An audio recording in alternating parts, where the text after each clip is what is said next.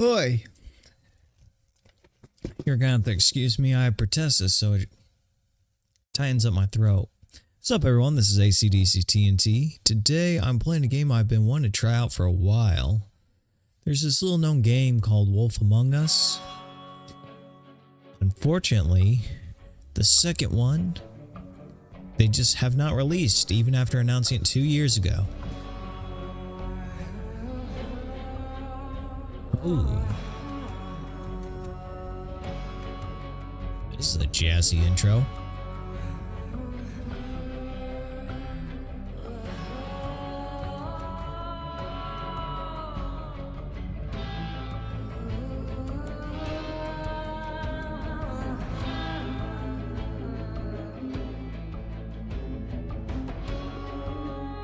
Anyway, what was I saying? Yeah, so The Wolf Among Us, great game, loved it.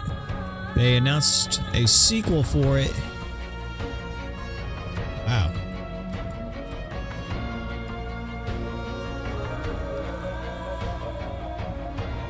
You're not messing around with this intro. Anyway, take 3.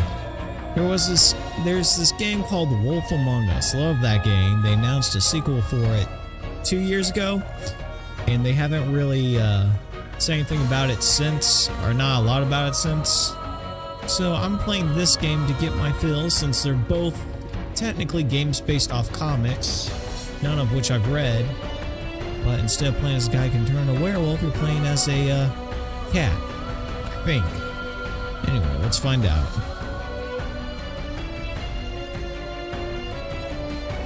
Really liking this music though.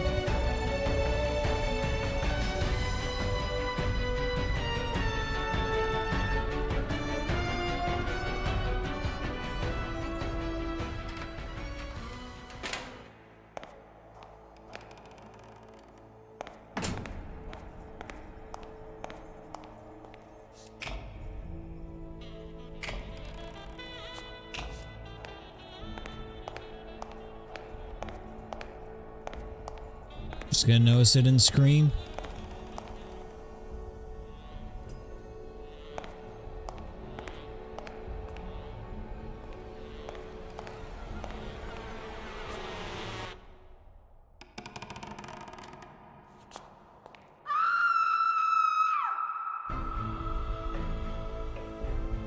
That took a while.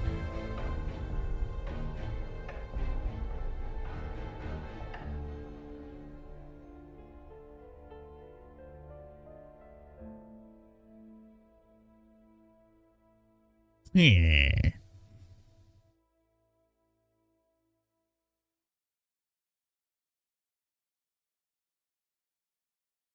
Wait, is my controller jammed? It's not letting me. Oh, I see.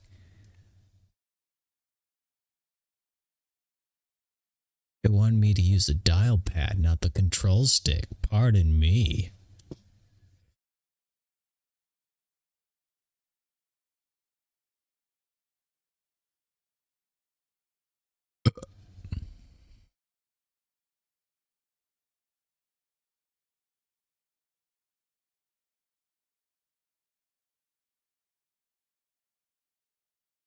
Yeah, I was playing Dead by Daylight, but I'm kind of stuck on achievement that I feel like it's going to be hard to get.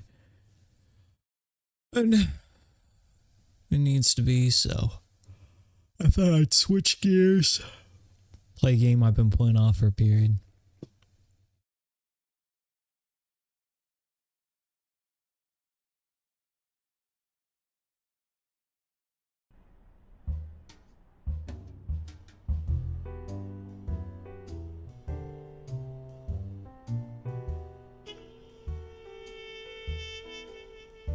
Sometimes when I walk into my office, I get the feeling that I'm walking among the ruins of a lost civilization. Not because of the reigning disorder, but because it feels like the remains of the civilized person I used to be. Where is that damn detective? I'm gonna rip his head off. I swear I'll tear his eyes out. Hey! Hand over the pictures, you bastard. Now! Otherwise, you're gonna be dead meat. Hear me, cat?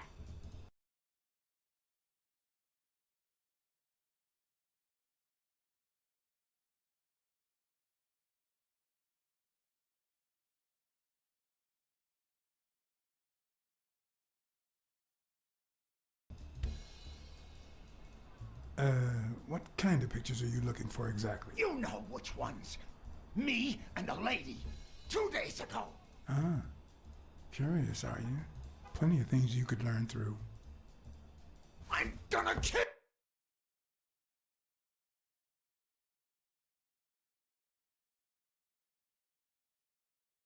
you!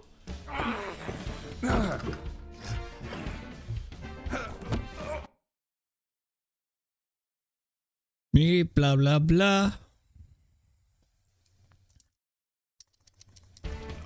Give me the goddamn pictures.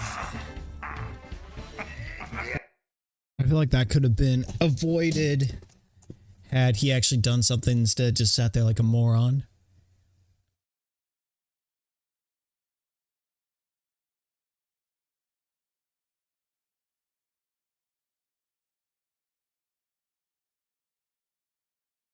I don't think Head. I regretted meeting a guy like him. But at least I bought enough time to aim at his soft spots.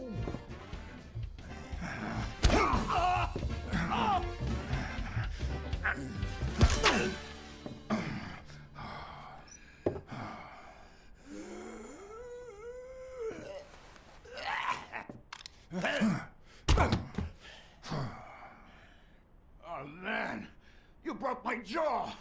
Well, now it matches your marriage. If you show my wife those pictures, I'm dead meat. You'll ruin my life, please. I don't enjoy meddling in others' affairs, but it's my job, and I've got bills to pay. You're the one cheating on your wife, buddy. This is on you. Hey, I'm no two-timer, I swear. It only happened once, for God's sake. I'm just her bodyguard, that's all. She seduced me. I love my wife, honest to God. I even quit the damn job for her. You can't break up a family for one tiny mistake.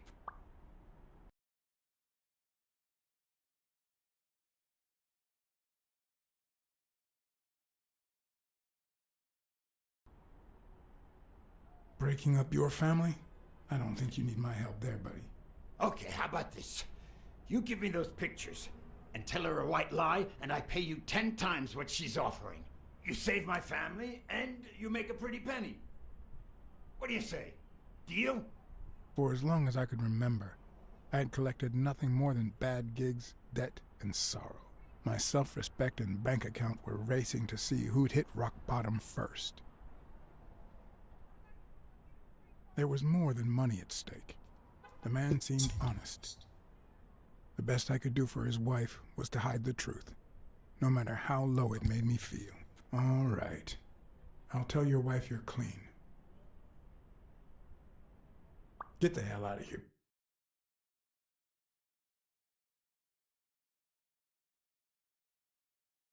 I actually didn't mean to choose that, but what's done's done. Before I regret it, pal. 3, Thank God. 2, You're a good man, Blacksad. 1. You won't regret helping out Eugene Colbert. I promise you that. Did you just try to fucking My kill me? uninvited guest had left me several gifts. First of all, a swollen hand. That guy's skin was hard as a rock. Second of all, an empty wallet. Business as usual. Third, I was starting to second-guess the morality of my last choice. Last but not least, the certainty that more gifts were yet to come. Why? He's a nice guy. You'll,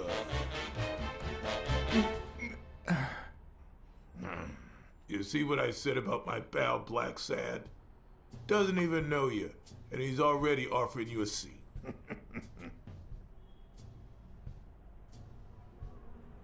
Jake, how the hell am I supposed to guess it's you if you don't even knock first? Shut up and listen, buddy. All right? I brought you a client.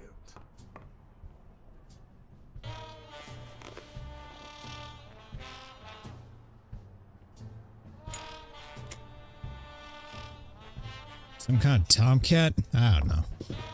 Guess it doesn't make a difference.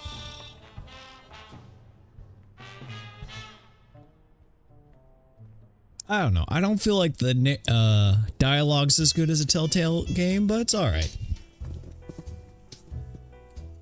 I don't mind the voice actor, though.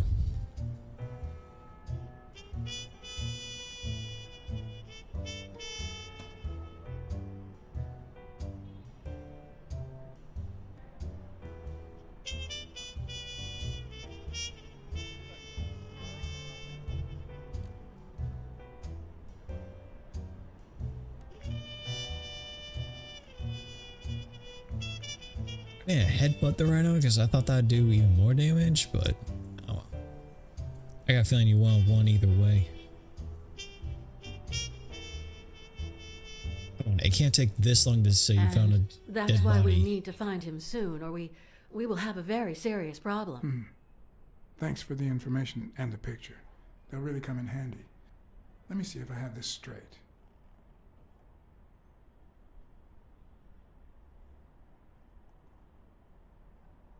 Bobby Yale, a boxer at Dunn's gym, has a crucial fight against the reigning champion in 2 weeks. But he disappeared 2 days ago. Yes.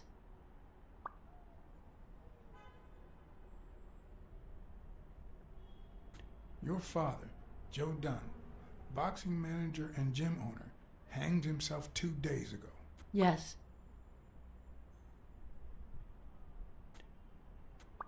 In short, if Bobby Yale is a no-show for his fight, you'll have to pay a fine.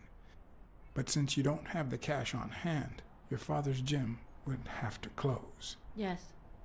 So you want me to find Bobby Yale? Yes. No. Jake wants you to find Bobby. Oh, I see. Well, first of all,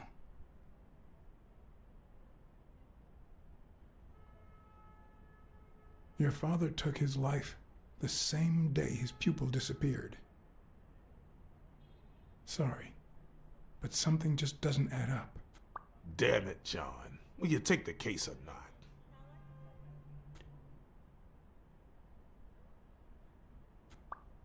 Sure. I know the money is tight, so how about this? If I solve the case, we'll see how much you can pay. I'm sure we'll find a suitable price. I don't know. That doesn't look like she's. Yeah, that now those side eyes make me think she wasn't planning on paying. I keep choosing dialogue without thinking through it, but after looking at the TA score, I got a feeling I'm going to be replaying this game a few times. I got a feeling I'm going to be replaying it a lot.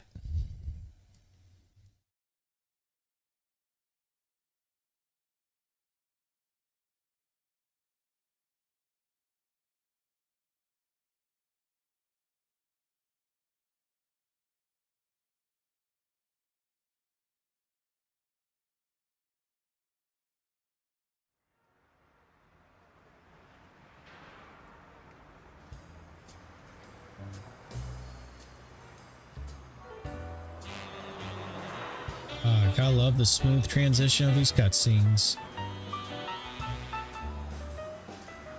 Come on now, this game came out in 2016. There's no excuse to be shuddering this much. Oh my gosh, come on.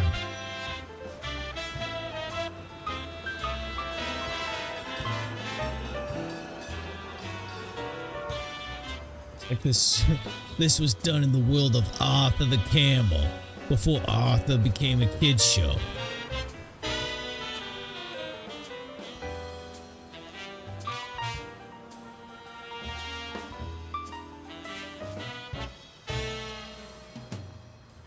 I know you already went to Yale's apartment and found nothing, but I'll search it myself at some point.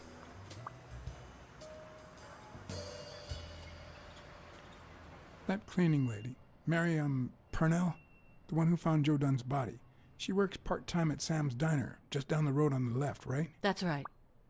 I think I might pay her a visit as well. And the gym, of course, and see what I can find. Okay, I think I've got enough to start with for now.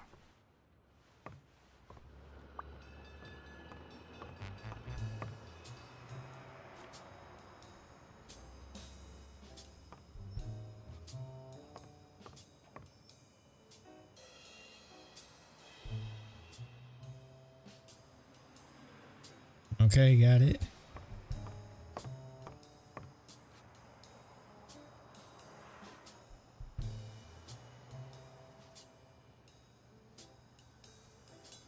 Is that done? Wow.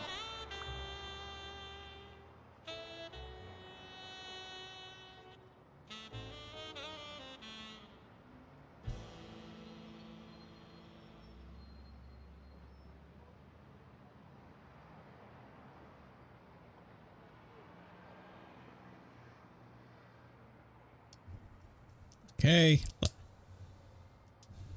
The tutorial was a mistake.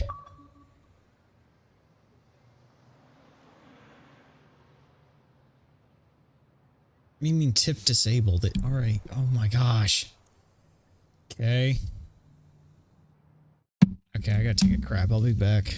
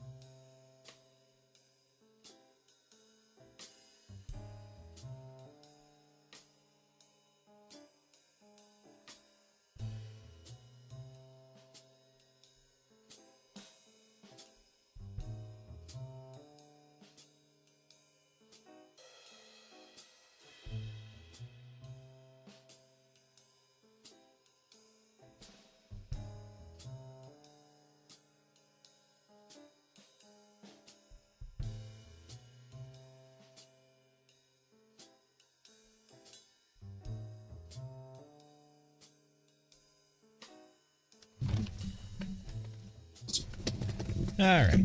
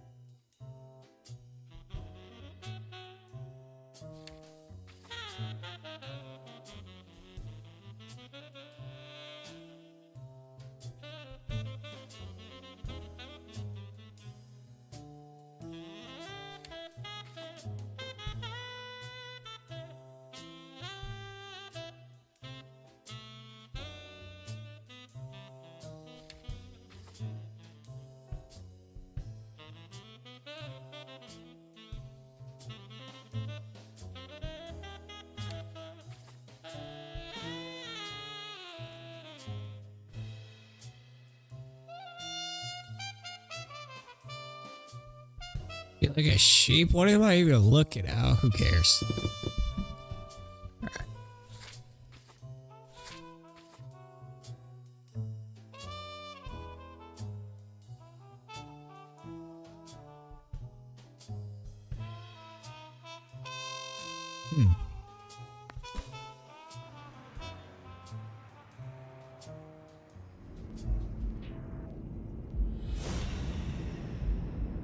That got intense.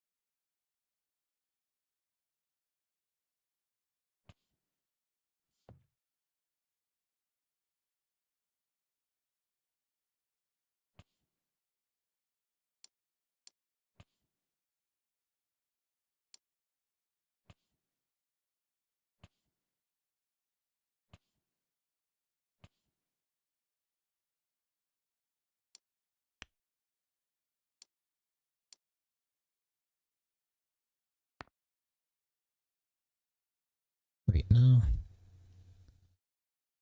Store apply. Okay. I should add subtitles.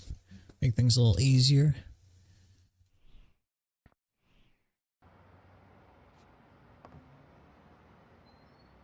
That's pretty pixelated. Jeez.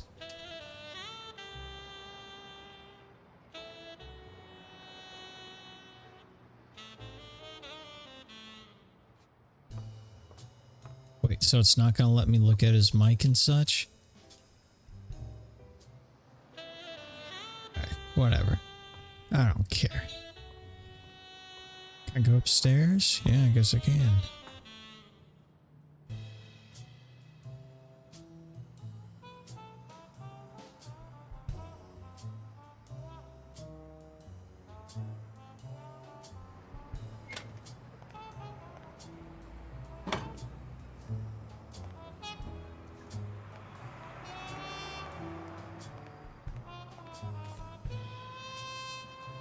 What?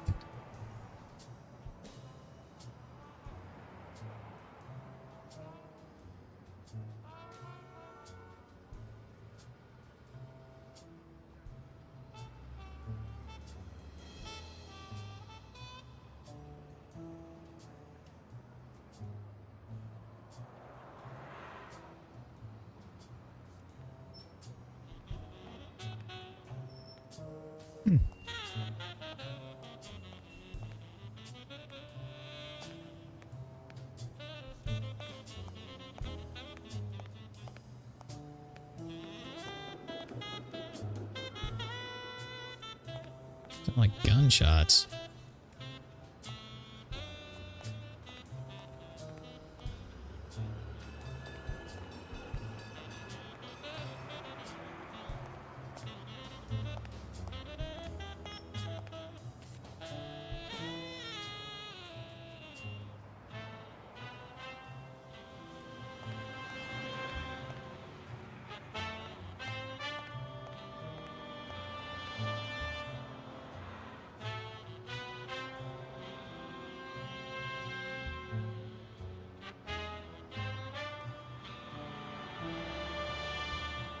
Okay. Is there any... Is there like any...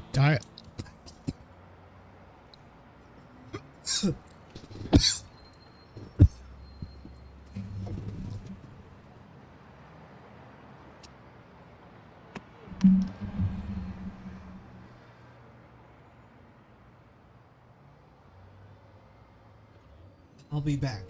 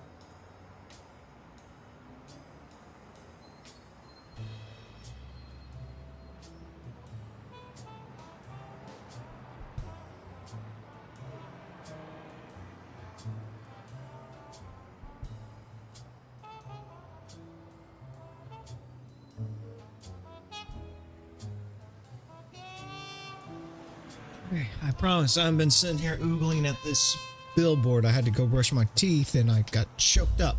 Anyway, as I was trying to say, is there any like freaking dialogue? Like, what's the point of looking at that? Wait, what's that? No, no, no, no, no, no. Look down.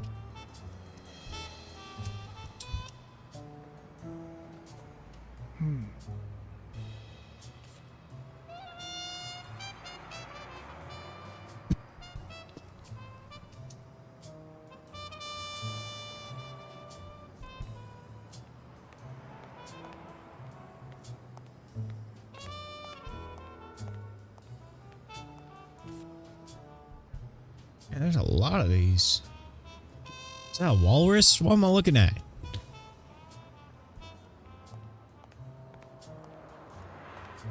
Come on, you can go up that surely, right? Right? No? I guess not.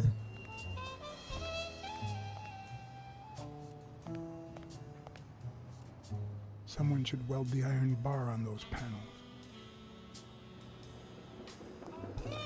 Someone what? should weld the iron bar on those panels. The iron bar on those panels.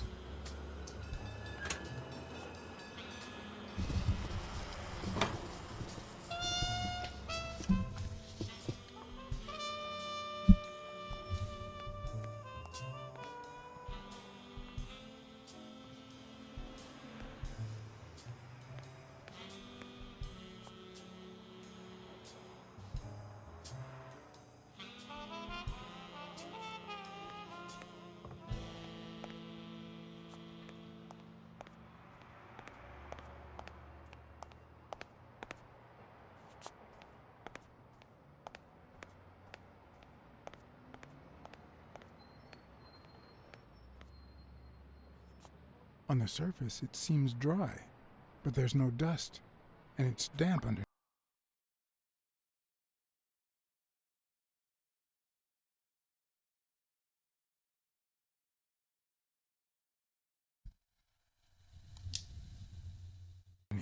It could have fallen the day Dunn died.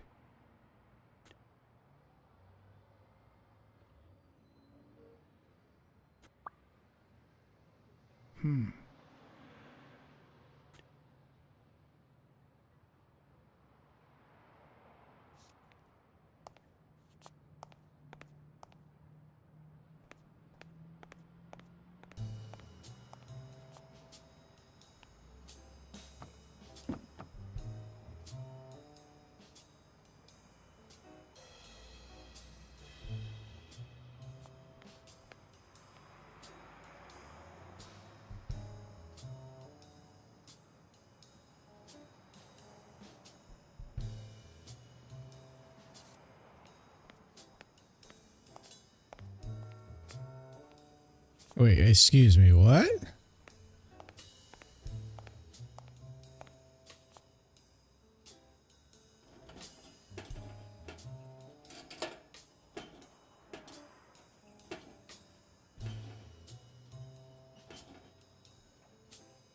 That wasn't quite what was. Locked. But a true detective never leaves home without his... Huh? Sometimes even the most experienced detective has to go home to get his lockpicks.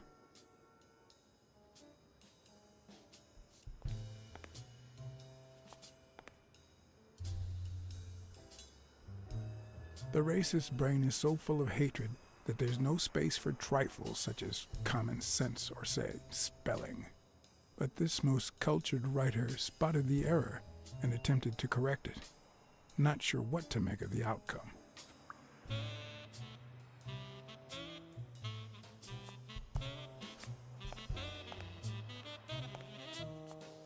Is he black? I don't get it.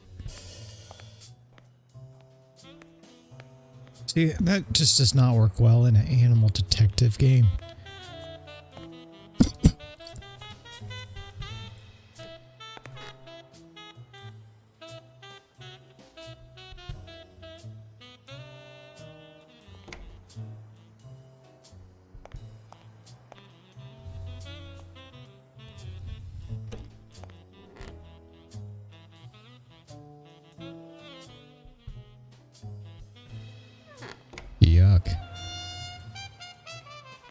Is there a purpose to any of that? Like achievement?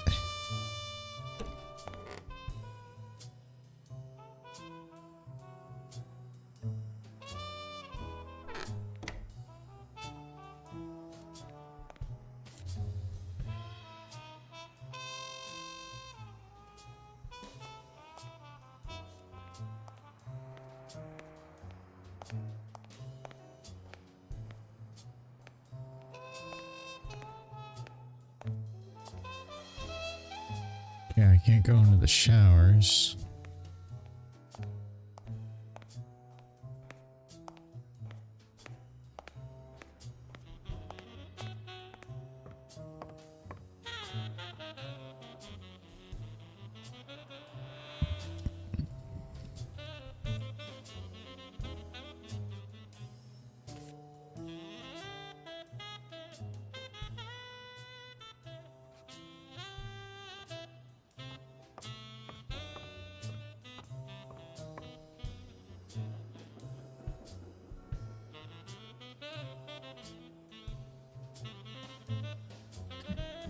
It takes so long to back out when you look at something.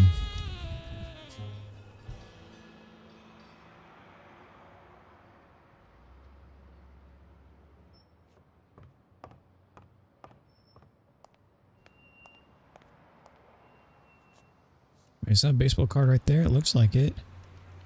Can I get it? There we are. God, there's a lot of damn cards.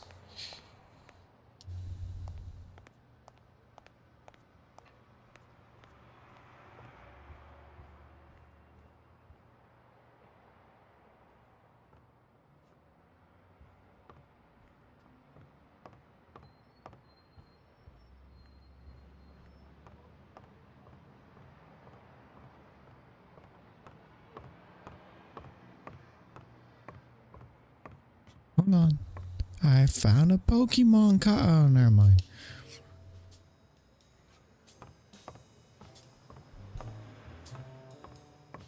Can I go up there and look at the...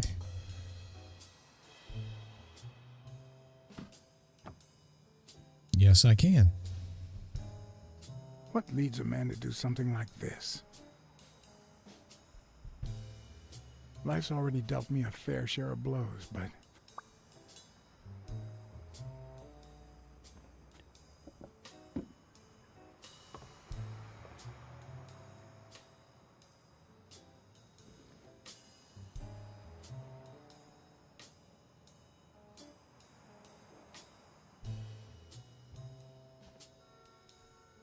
I don't know why. Something just doesn't add up. Well, one, how would he even get up that high? Because he's not taller than Blacksad.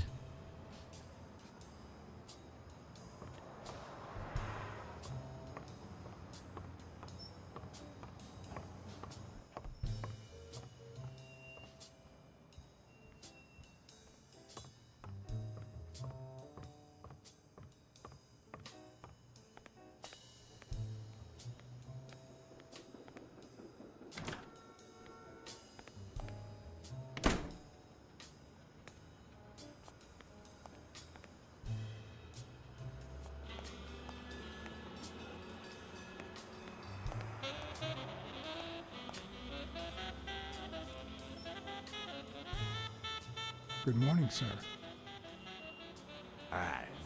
Good morning to you. John Blacksad, Private Eye. Would you mind if I asked you a couple of questions? Not at all. Proceed, Your Honor. Were you here on Sunday afternoon? Yes, indeed, kind prince. I came down to watch TV after having run the New York City Marathon in record time.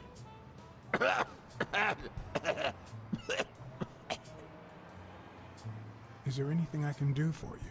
Well, there is indeed. Move.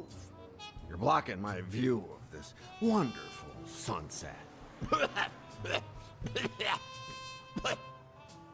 It just so happens that you can, apple of my eye, do this old man a favor and bring him some sustenance.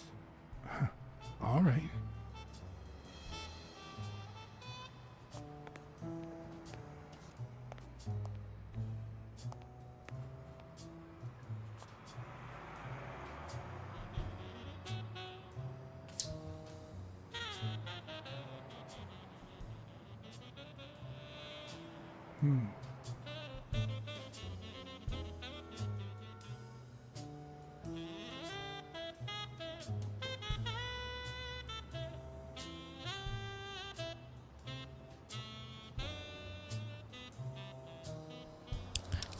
It's more pixelated the closer you get? That doesn't make sense.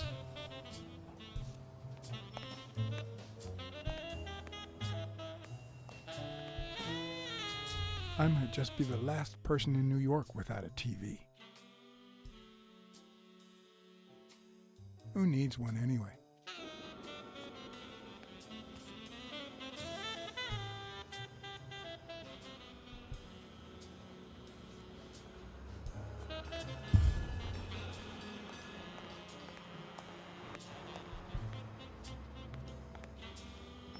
Can I go up here?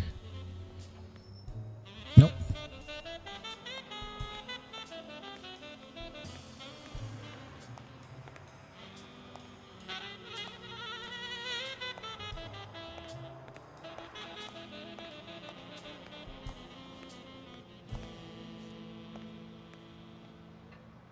A long alley.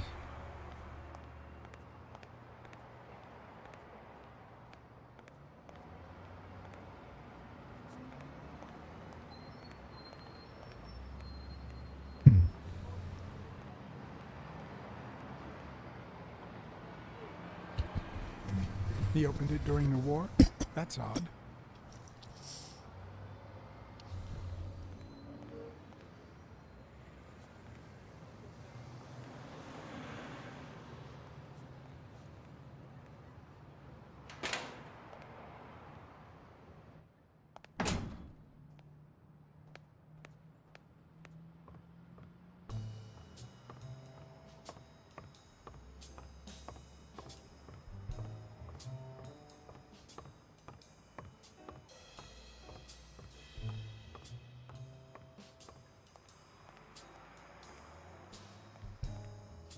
Okay, can I see where I'm going? Camera change.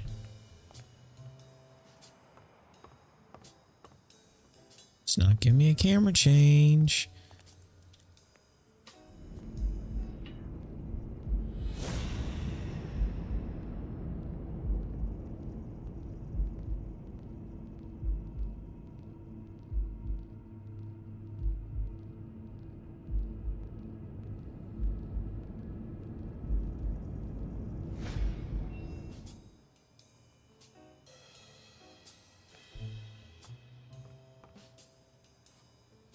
It's not letting me mess with the phone anymore. Okay, let's go back in the auth.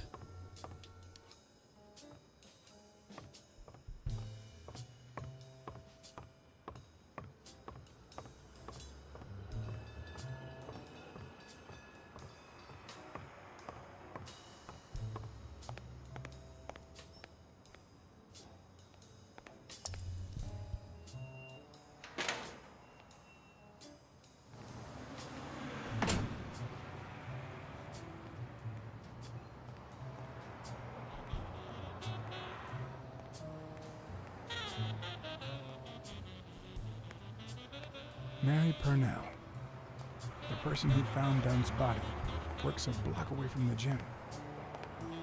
I'm certain she can give me the kind of information that... Hey! Watch where you're going, you jerk! You looking for trouble, moron? Sorry. Really, I'm sorry. You better be, you wuss!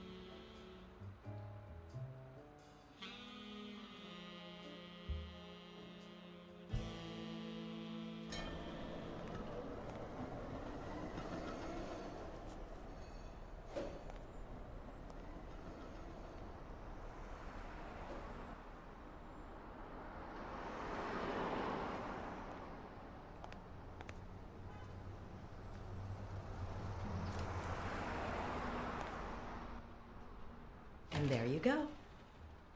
We'll miss you at Sam's Diner. Come back soon.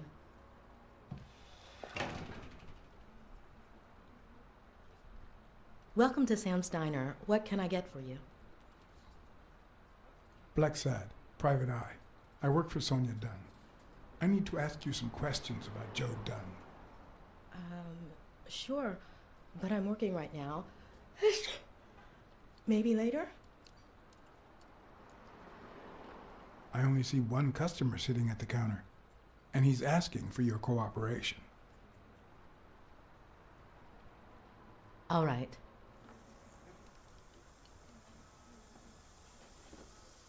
What can you tell me about Sonia Dunn? I barely know her, but she looks like a smart girl, poor thing.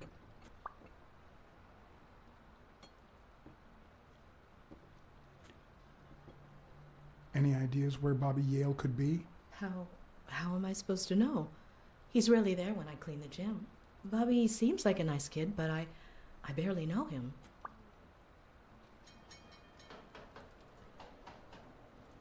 What do you think about Jake Ostiambi? Who? Who's that? A big gorilla. Boxer, too.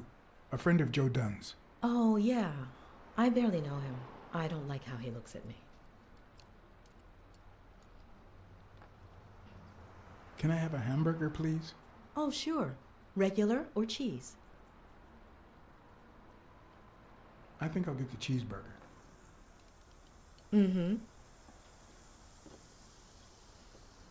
You want fries? A drink? No, that's it. Okay. Is that for here or to go, then? To go, please. One cheeseburger to go, Sam. Okay.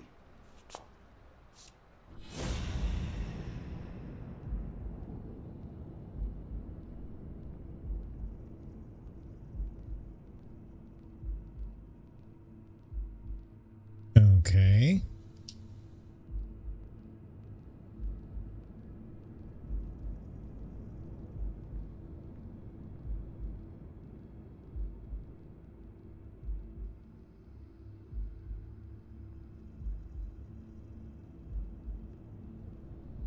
Why? What am I supposed to do?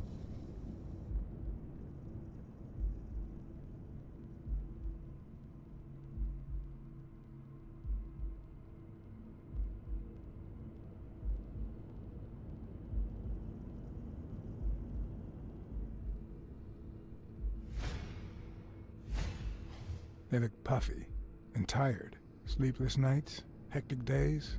Or has she been crying? Perhaps all of the above.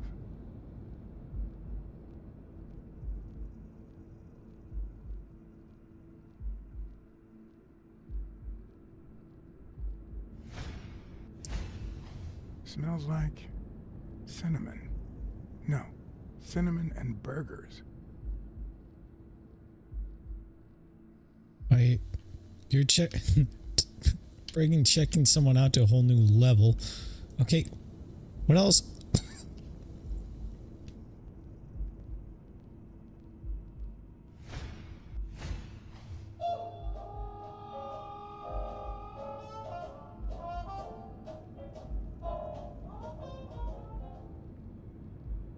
Okay.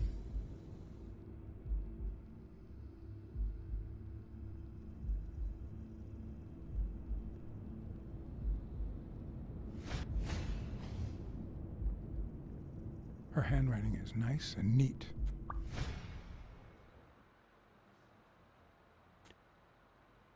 Wait, what? Wasn't there something else I was supposed to... Okay, I don't understand what the point of that was.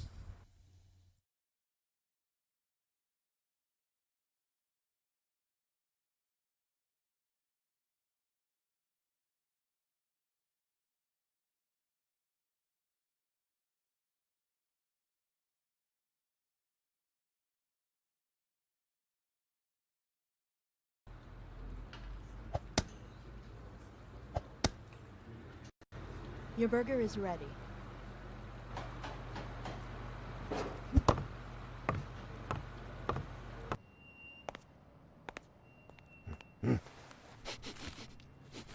Please tell me you like cheese.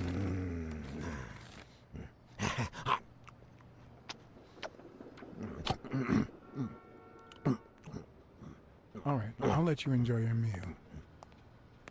4 people used the back door that very same night.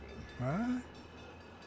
Well, I might be blind as a bat, but as you can certainly see, I have 2 wonderfully functional ears.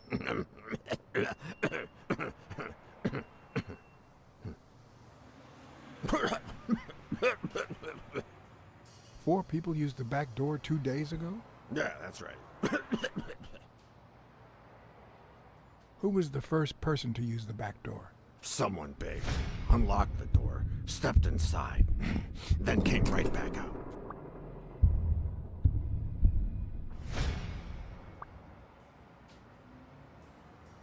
Who was the second person to use the back door? A man, just a few minutes after the first person. He came back out muttering, "Ungrateful bastard." Then he threw something in the trash and walked back in. Oh, no, wait. Before that, he gave me a coin. A coin? I mean, do I look like I need spare change, huh? I mean, I'm staying at the Million-Star Hotel, for God's sake.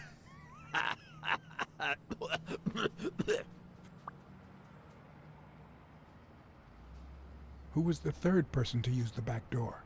Judging by the quiet footsteps, I'd say it was someone small.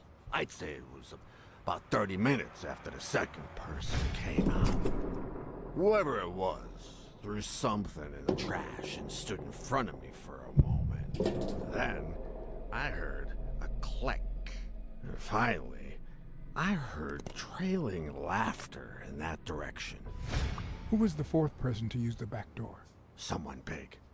I recall heavy breathing. The person left in a hurry, running in that direction.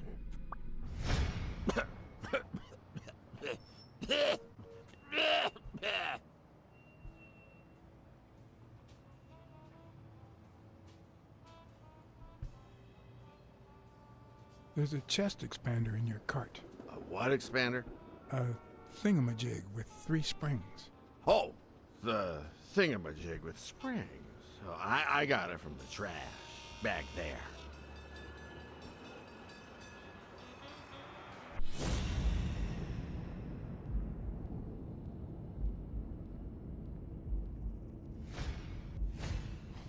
I wonder what it's like to be blind. Would I cope?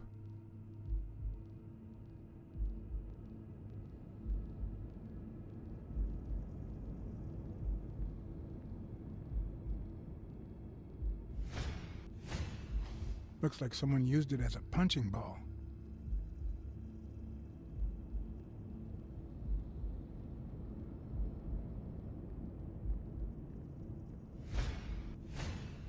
Looks like someone used it as a punching ball.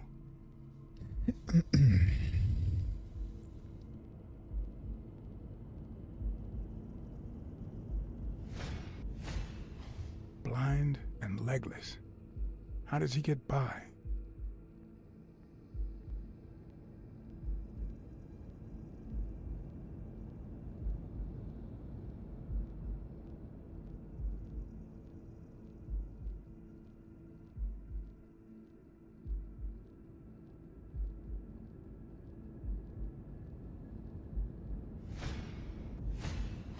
Blind and legless. How does he get by?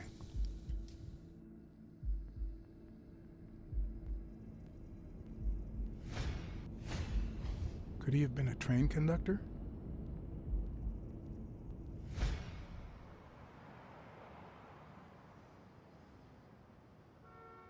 Where did you get that paint can? In the trash can in the back. A paint can and a thingamajig with springs. What a night!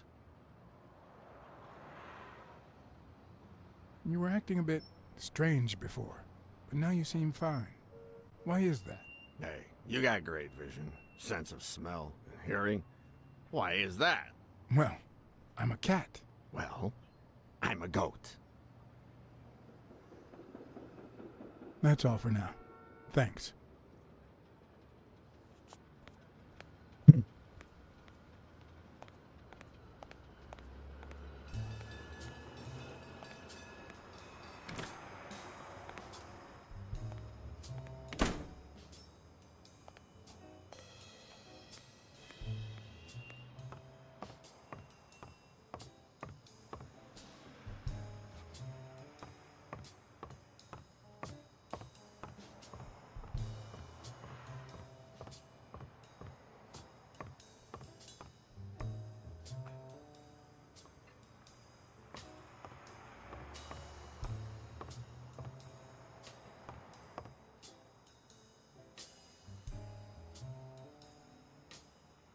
I better leave these two alone.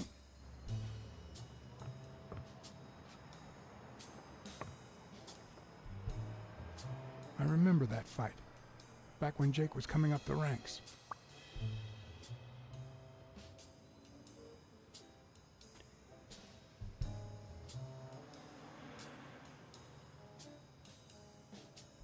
Looks like Dunn liked to measure his daughter and Bobby Yale each year. Sonia's measurements stop at 18, and there's a gap in Bobby's between ages 15 and 17.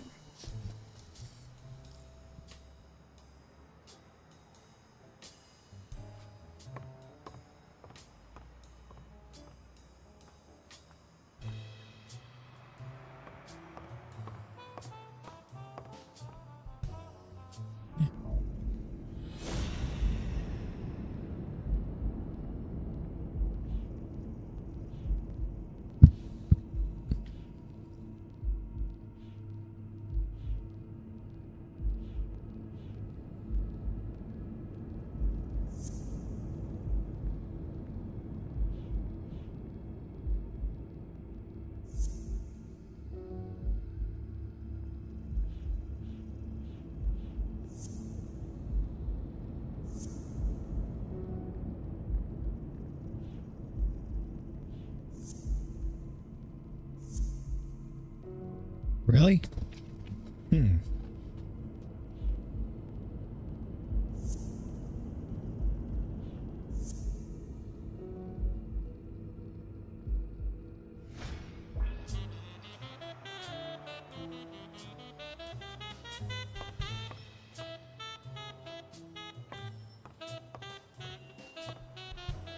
don't know why. Something just doesn't add up.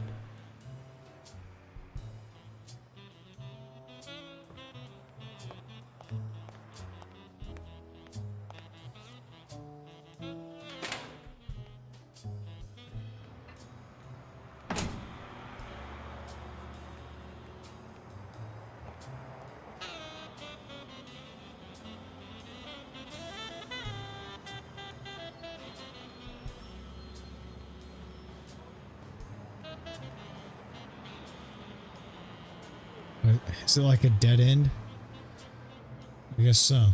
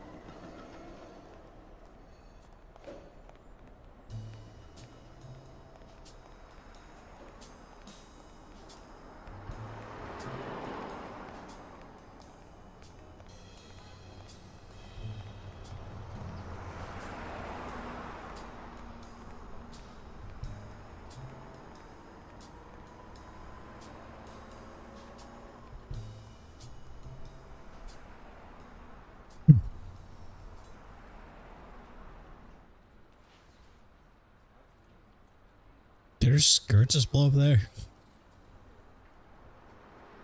Let's talk a bit more about Joe Dunn.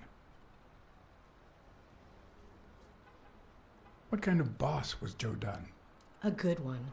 Always paid on time, never raised his voice. If I asked for the day off, he even cleaned the gym.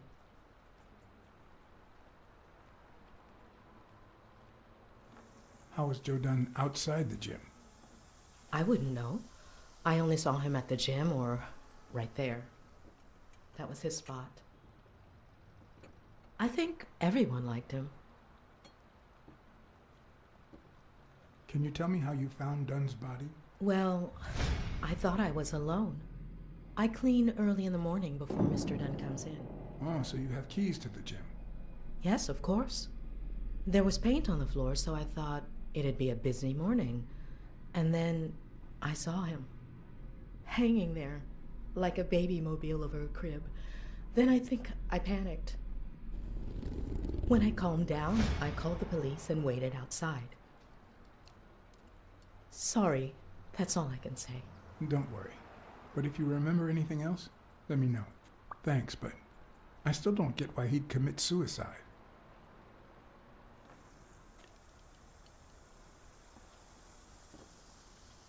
I heard his relationship with his daughter wasn't ideal.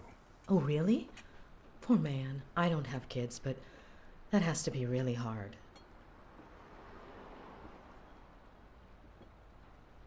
His wife died years ago. Maybe he never got over it. Yeah, I don't know. Or maybe he did. That was a long time ago. Maybe he simply had money issues. Yeah, I don't know. Could be. The gym didn't really get that dirty lately.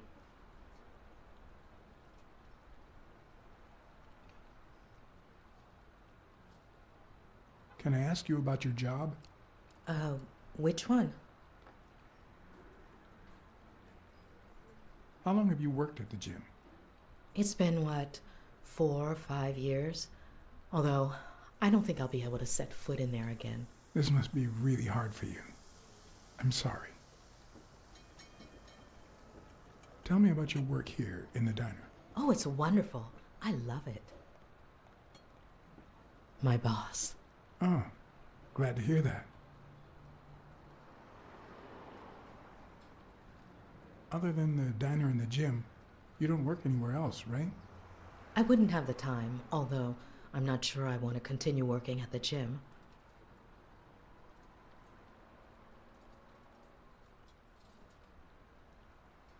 If I were you, I wouldn't quit. Trust me, it might be painful at first, but time heals all wounds. I don't know. This dialogue's kind Joey of... used to say the same thing. Maybe. I don't know. Thanks. Have you remembered anything else about the moment you found Dunn's body? I'm afraid not. It's too painful. I know, but we need to find What? Yale. Anything, any minor detail, could really make a difference. I'll try.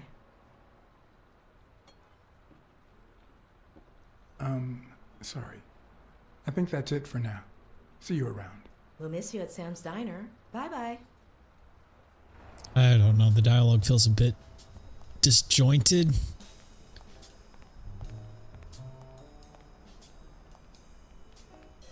I don't know. I feel like she's not telling me something. I feel like she knows more than she's letting on. I mean, she says she barely knows people, but she worked there 4 to 5 years. That just seems odd.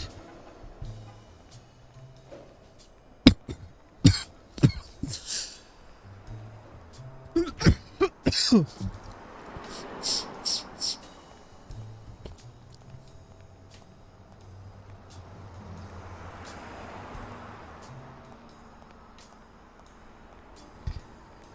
don't know why for a split second showed the menu outside. I don't know if that's a glitch or an intentional hint.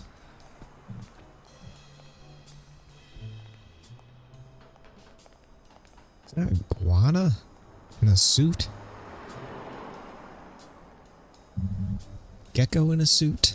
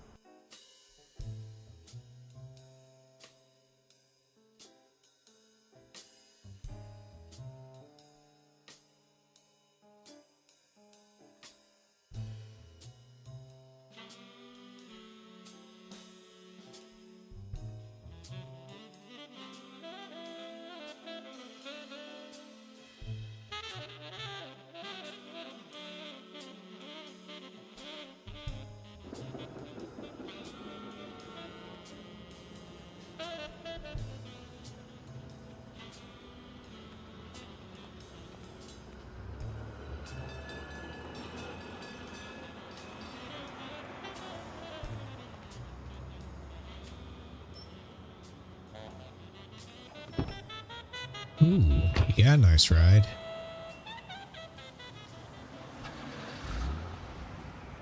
Keeps giving a weird side eye.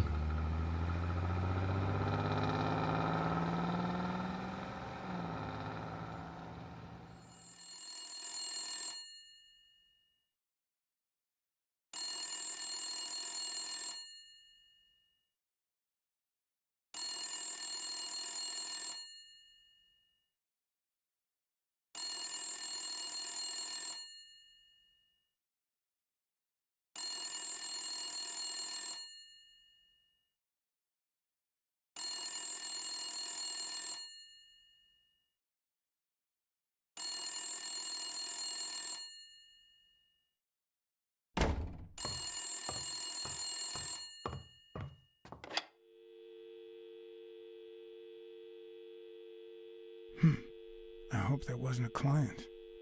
Although probability would suggest a cold call. Or, even worse, the War Veterans Therapy Group. I was pretty sure I left the lockpicks on the table.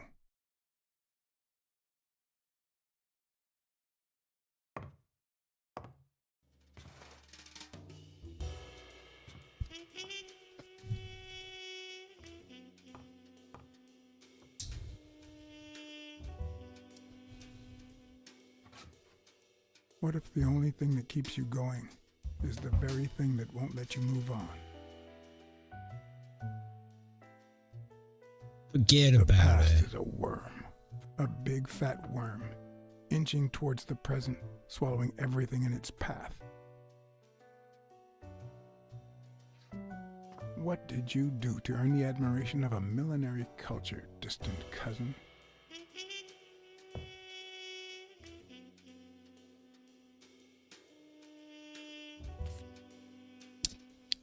Cool, I got a foot.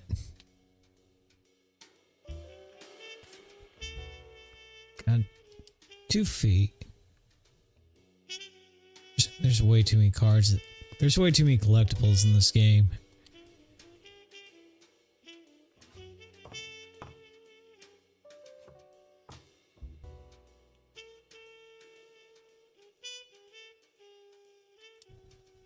Here's a tip for aspiring detectives. Pretend that booze is an issue. Clients love stereotypes. The truth? I use tequila to clean my lockpicks. In fact, I just finished cleaning them when that rhino walked in. Maybe we knocked them down during the fight. And they probably went out the window. Okay, music's starting to pick up. Good old Weekly did a fine job with these pictures. Maybe I should give him a call, although I hope he never finds out I turned down a hefty bribe to keep quiet.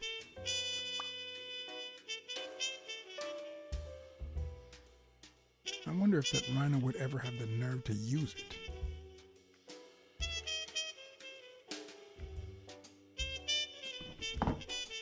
Okay, that wasn't quite what I was looking for, but okay. Sometimes I also use it to type out reports that nobody reads and invoices that nobody pays.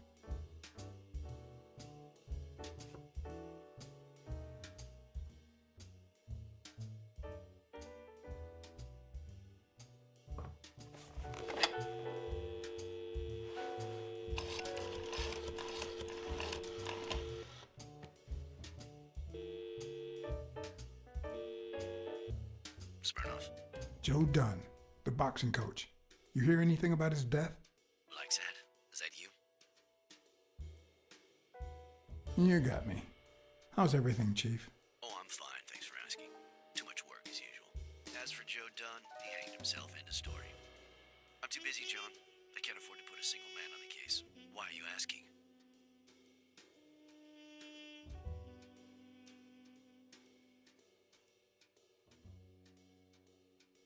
Joe Dunn's daughter hired me. But I still don't get it. Any signs of foul play?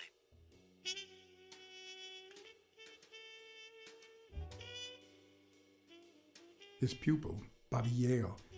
No one's seen him since Dunn hanged himself. Well, his coach killed himself a few weeks before his big fight. Must be drowning his bad luck and booze in some gutter somewhere.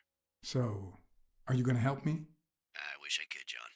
Anyway, I'm afraid I don't have anything useful to share. And it seems like you don't either. But if you do find something, give me a call. We've been friends for a long time. And you think this is what two friends talk about on the phone? Good to hear from you, John. Take care.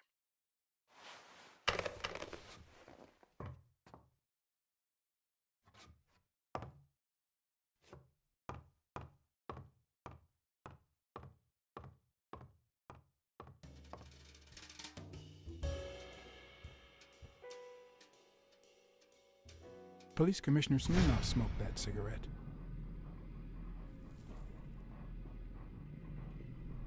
Judging by the way he put it out, he was pretty nervous.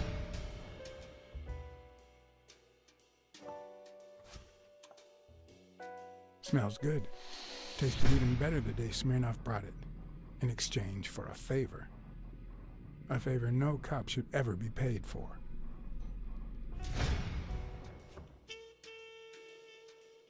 Okay.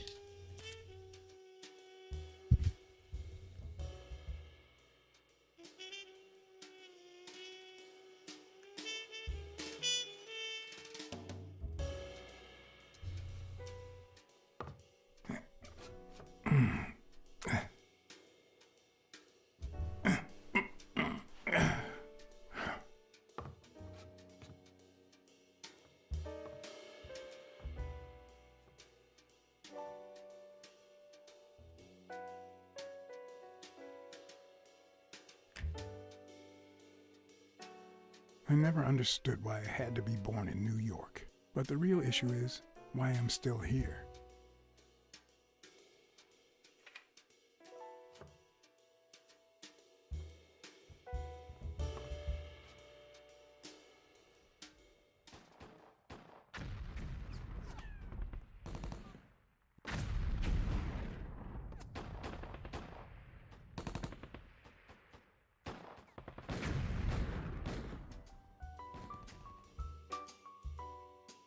Just having some reminiscing PSTD.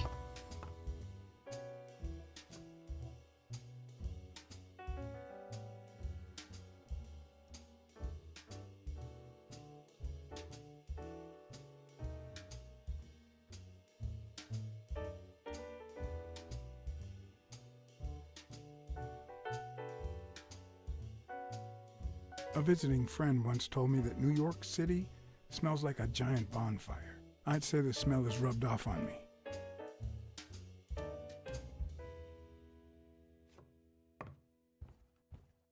Yep, that's where I left my lockpicks.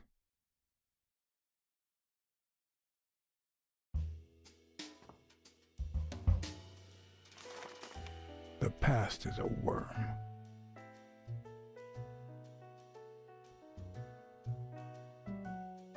Bookkeeping is not my strong suit.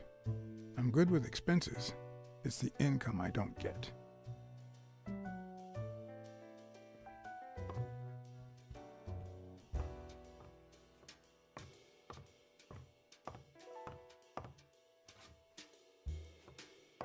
Can I call my wife to come get the lockpicks?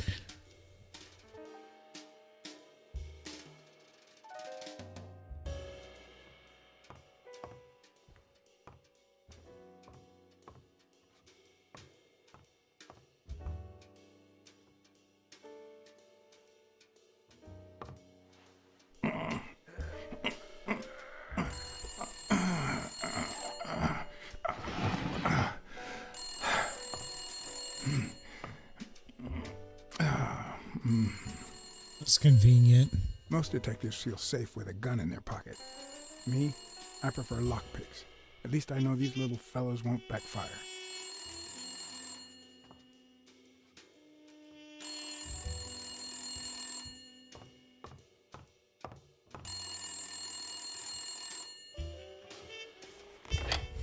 Where the hell did you go, John? I thought you were on the case. I had to run an errand, but I'll be back in no time. You made a crappy impression, and now Sonia has second thoughts about you.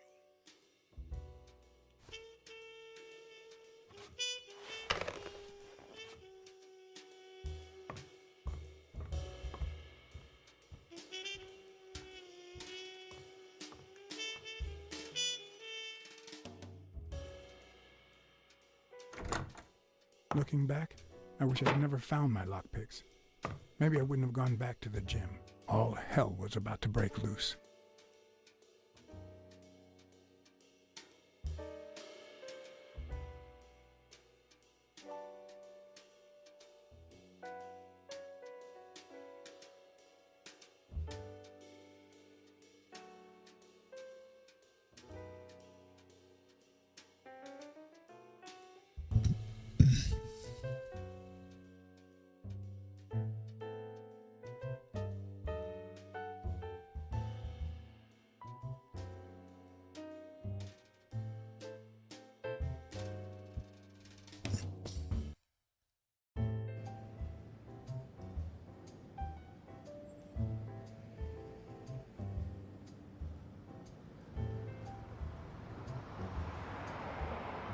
It's not the gym, that's an apartment.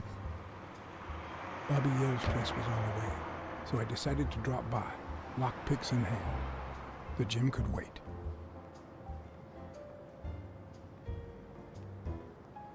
Pretty sure it's illegal to break and enter, but then again, this does seem to be the 1950s?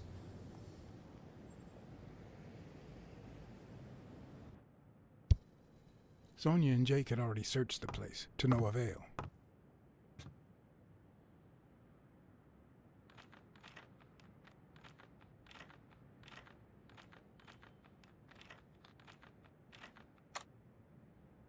But a good detective would have better luck. I know it might not seem like it, but...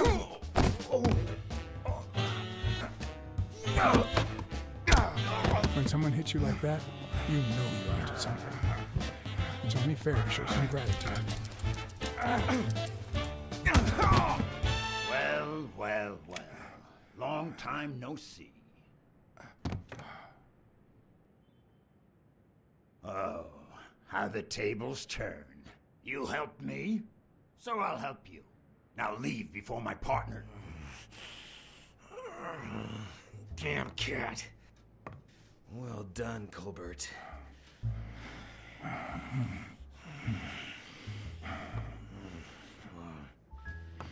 Now.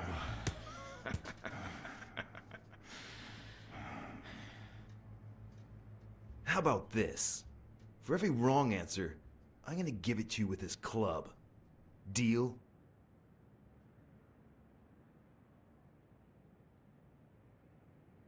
Hey, couldn't we just talk it out? Wrong answer. First, well, second question. What the hell are you doing here?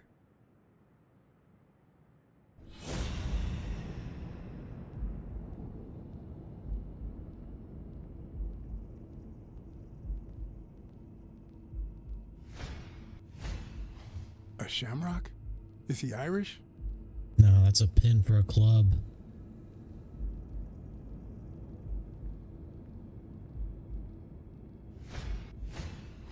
It should start to swell any moment now.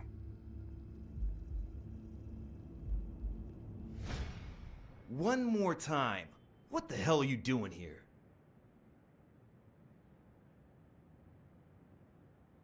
I'm a private eye. Sonia Dunn hired me to find Bobby Yale. I hate detectives. Seriously, what the hell are you doing here? I only just told you. Are you of Irish descent? I've got an Irish boss, just like my friend Colbert here. I'm sure the name O'Leary rings a bell, right? If you live in New York City, you've certainly heard of the richest bookie in town. After everything that's happened, I was beginning to feel like this case was finally moving forward. Wrong answer! But I was wrong. One more time. What the hell are you doing here?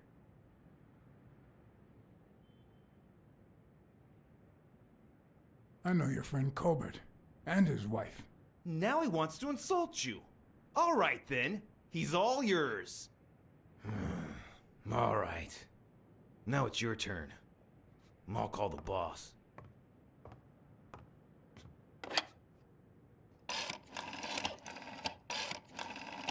want you to yell like I'm beating the crap out of you, okay? Desmond, we caught some damn detective snooping around Bobby Yale's place. Yeah, hired by Dunn's daughter. Safe and sound? What do you mean exactly? Oh, sure. Will do. Colbert, stop hitting him, you beast. What a shame. We were just getting to know each other.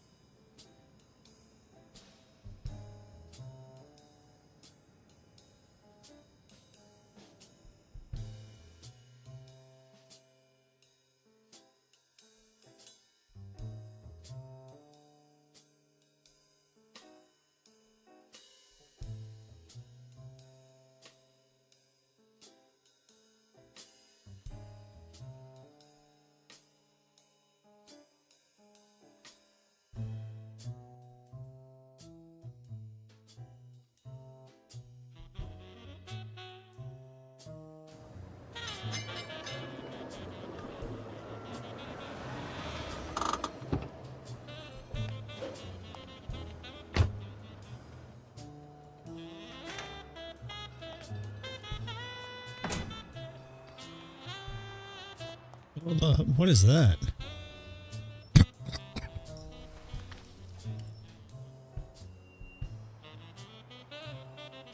Thank you, Mr. Blacksad.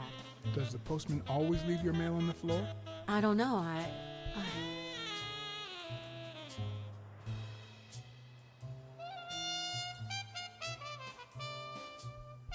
What's wrong?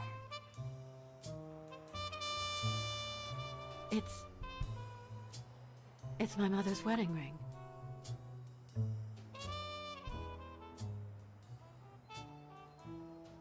Who had it? I don't know. My father wore it on his pinky finger after she died. Not always, apparently. Will you find out why? I'll try. But there's something else I'm worried Regional about. Zigzag. This might have something to do with Best viewers on streambo.com. Remove the space at CKYH995Q. with your father's death. Oh my, yes. It could be.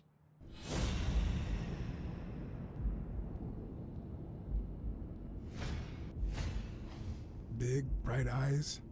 Looks well rested. Either she didn't mourn her father, or she really knows how to work that makeup.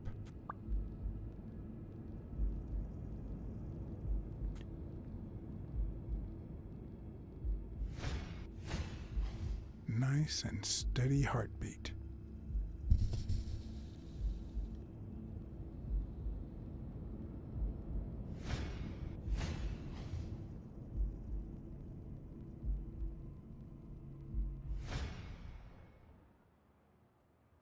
What the? What's wrong? Someone's taking pictures from the rooftop. Are you sure? I'll go take a look.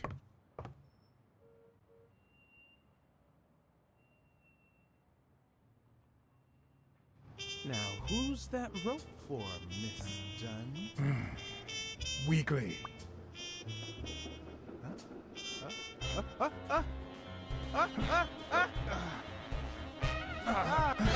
What the hell are you doing here?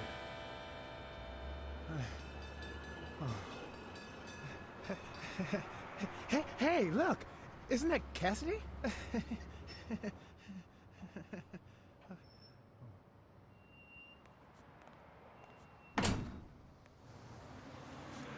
Don't change the subject, you sad little... Why don't we settle this over ice cream, huh, John? Just like in the good old days. How did you get up here? I don't want anyone to see you.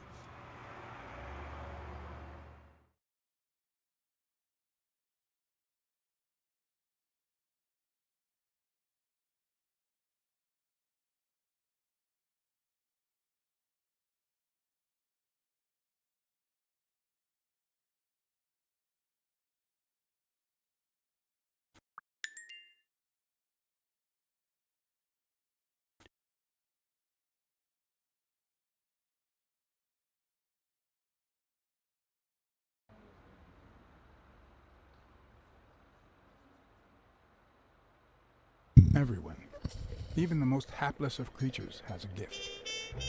Something that makes them special, that makes them worth knowing. Foul-smelling Weekly is no exception. No matter what he does, it's impossible to stay mad at him for too long. This bourbon shake is delicious. Want a taste? You know I don't like milk. Your loss. So, Joe Dunn hangs himself and leaves his gym to his daughter, which makes her the first woman to run a boxing gym, I think. The real question is, why did he commit suicide? Well, it's pretty obvious. Is that so? Care to shed some light on this, Sherlock? Oh, there's no need to look for reasons. People hang themselves every day out of sadness. And stuff like that. End of story.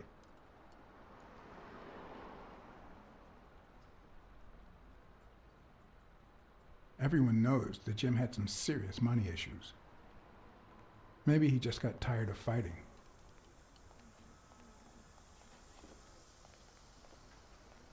Well, it doesn't really matter. It's just a hunch. I wouldn't bet my life on it. I've got other suspects, like O'Leary, the bookmaker. Desmond O'Leary? The same O'Leary who used to date Helen Moore? America's sweetheart? Now that's a woman. And then there's the Waltz. Who was that guy? Come on. You've never heard of Frank Cassidy? The president of the Boxing Managers Association? Who's also Stone's agent, Bobby Yale's rival. He might know why Dunn killed himself, right? I decided to ask Weekly to investigate Cassidy. My reasons? Weekly was right. Cassidy could have known why Dunn killed himself. Weekly had already proven to be nosy. The farther I kept him from the gym, the better. But with Weekly, you just never know what the best approach might be. Should I give him an order or a subtle suggestion? Yeah, you might be right about Cassidy. But, it won't be easy to make him talk. He seems like a pretty tough cookie. Only a thorough and efficient detective could pull it off. But the problem is, I already got enough on my plate. You're a lucky man, John Blacksad. I don't follow. You just found the thorough detective you need. Oh, of course. What a great idea. How did I not think of you? Hey, don't sweat it. But you'll have to do me a favor. Tell Sonia Dunn that a legendary journalist from What's News wants an interview. Weekly, please. Well, if not, bye-bye, Cassidy. You know, there's a third option. What if I tell Sonia to sue you for spying on her? You wouldn't. Try me. Okay, you win. By the way, I never told you what happened to Colbert, did I? No. What happened?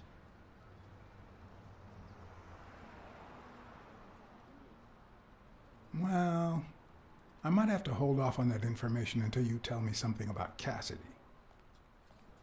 You're gonna love it.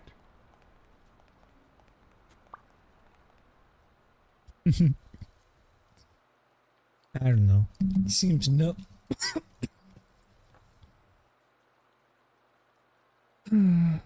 seems nosy enough that that was the right move, but we'll find out.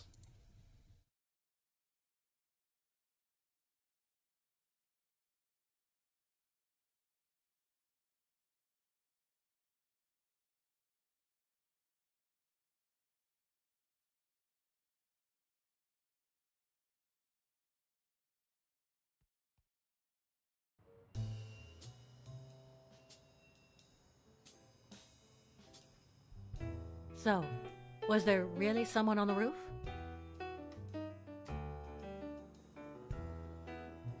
Yeah, but he was faster than me. I couldn't get my hands on him. A fast spy and a slow detective. This must be my lucky day.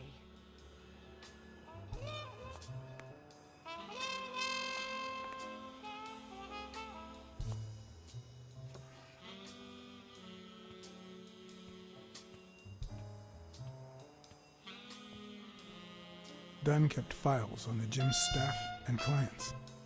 Name, address, and date of birth. Miss Dunn, can I run a couple of questions by you? If they'll help you find Yale, go ahead.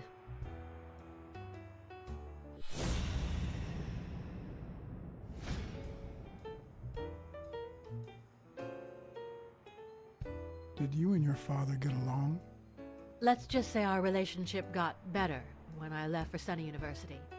An 8-hour drive from here. Meaning? I'll lay it out for you, Mr. Blacksad. My father, Joe Dunn, disappeared the day my mother died. He became a shell of himself. Joe Dunn, my legal guardian. A man who gave me food, shelter, clothing, and an education. And that's more than you need to know.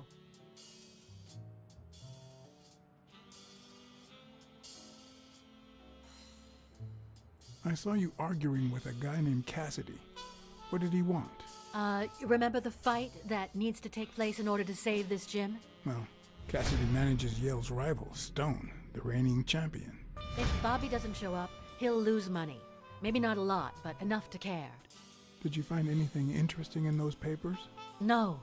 Investigation work takes time, as I'm sure you know.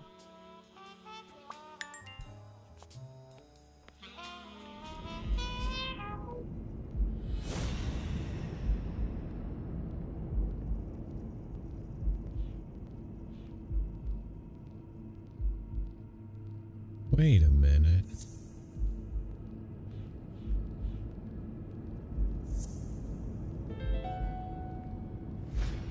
Okay. Mary put the wedding ring in the envelope and wrote Sonia Dunn on it. But why did she have the ring in the first place? Well, that's a lead.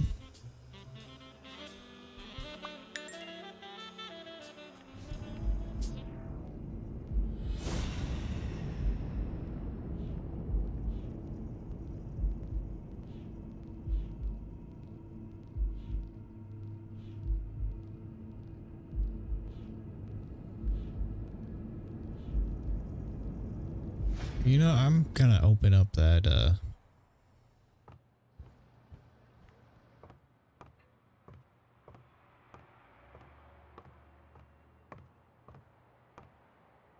Bet you won't mind if I open up your safe while you're here. I'd like to take a look inside that safe now. Could you give me the combination? I'd love to help you, but my mother's birthday used to be the combination, but I already tried it.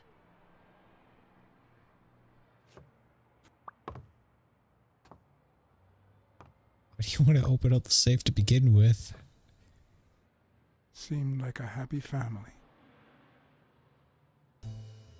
Oh, even the Statue of the Liberty has a tail on it.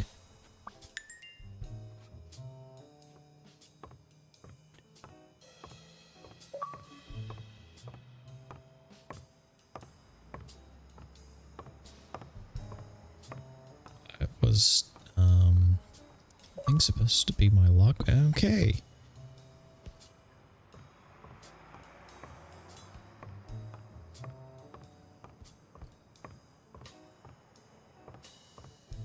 Hold on, it's another Pokemon card. Okay, it sounds like someone's boxing.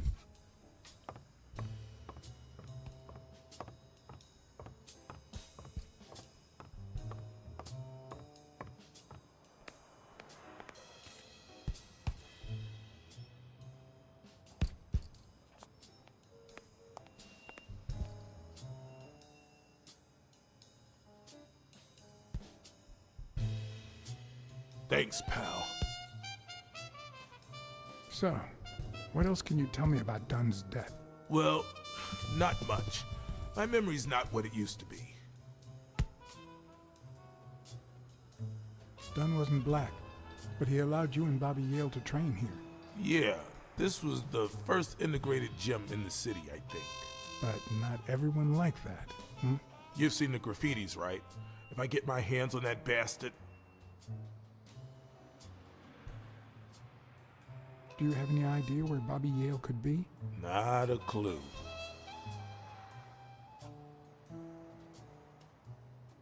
I dropped by Bobby Yale's apartment.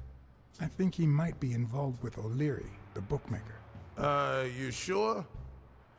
Yale had some dark years, no doubt, but Dunn turned him into a decent guy.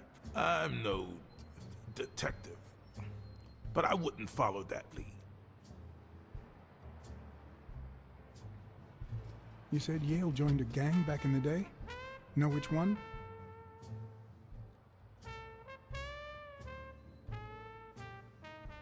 Hell, I don't know, John. This is New York City. There are more gangs than people.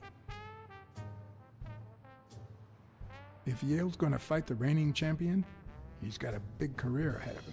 He hasn't lost a single fight since he turned pro. The little bastard beat the socks off me a few years back. Do you know any of his relatives?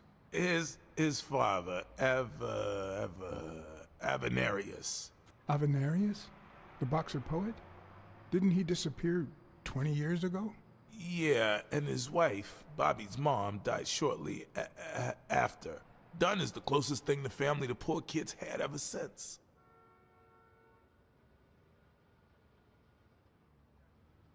What can you tell me about Sonia Dunn? She's hot, ain't she?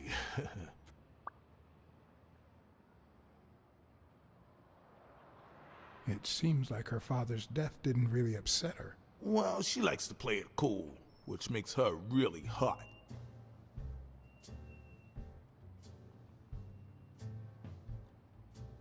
You two seem to get along nicely. Well, I've known her since she was a baby.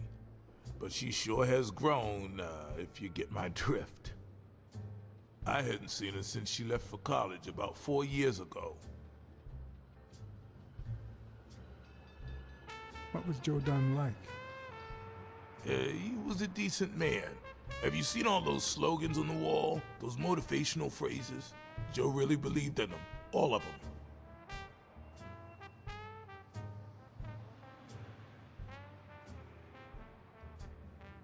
Joe Dunn or Joey Dunn? Huh? Nobody called him Joey. Well, maybe his wife. Although, she didn't call him anything after she died. Wow, that's just insensitive. He played the saxophone, right? Yeah, pretty well for a white boy. But he quit when his wife died. Makes no sense, right? I mean, nothing draws chicks like the brass. Why quit when you're finally free?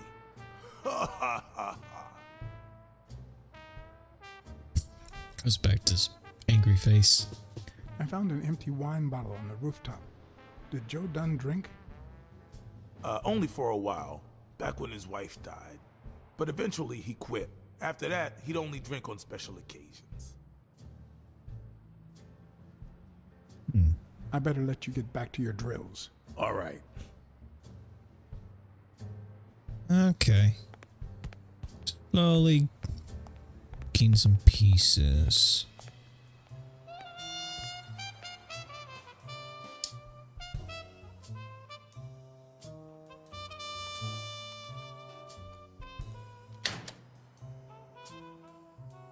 Box of donuts. Oh.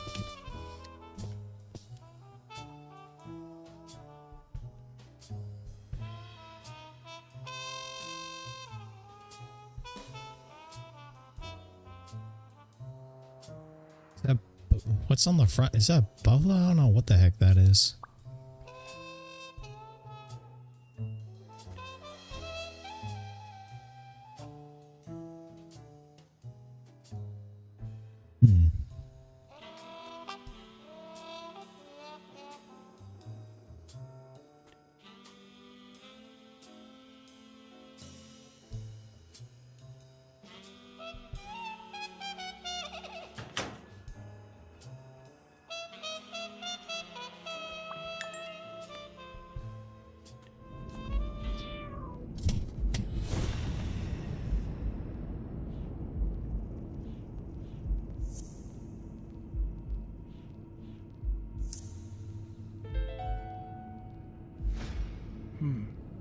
Were Mary Purnell and Joe Dunn an item?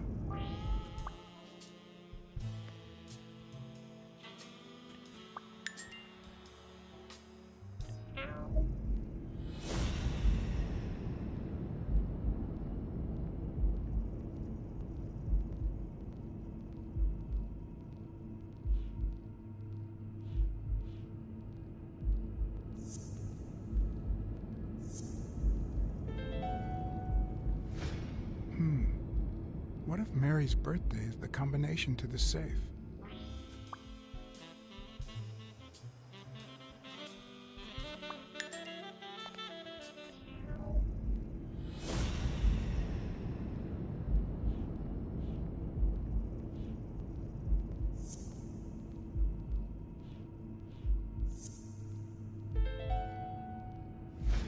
Well, I know this much. The chest expander in the trash belongs to Yale.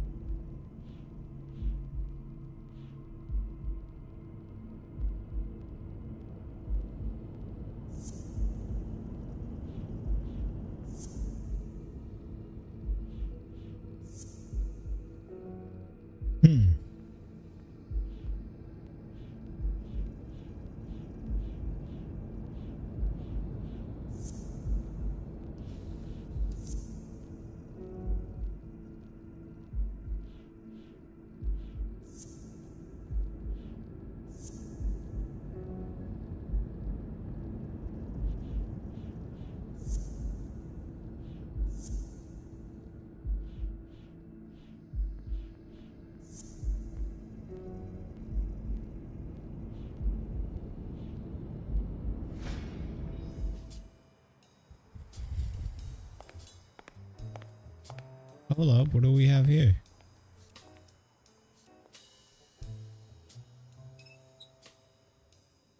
Of course.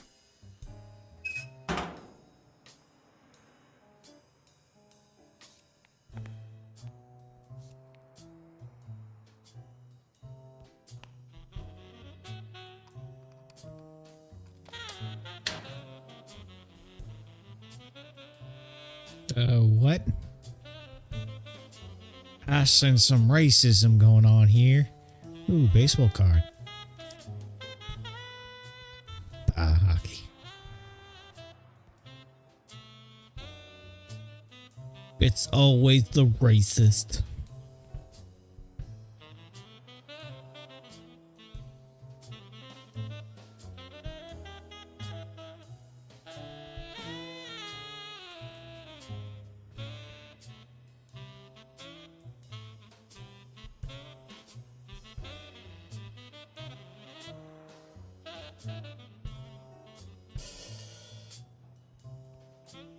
Bastards.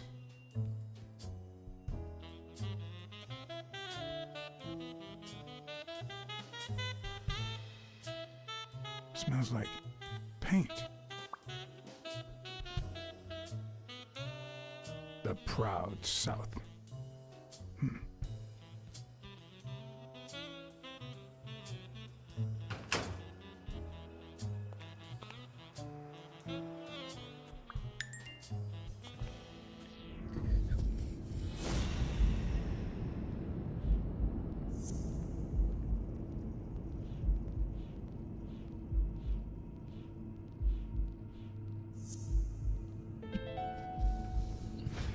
Arthur Tucker painted the racial slur on Yale's locker.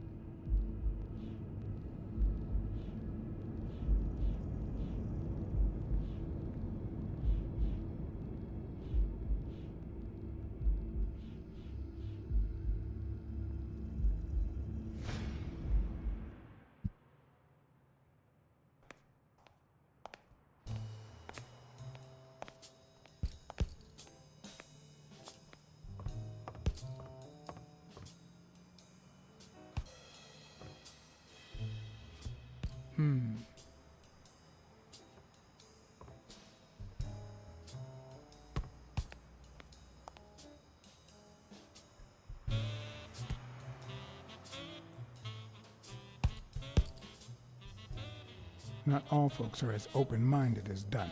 I happen to know who painted the lockers. Arthur Tucker. I knew it. I knew it was him, that bastard. I'm gonna whip the white out of him. Psh. I can't get more information?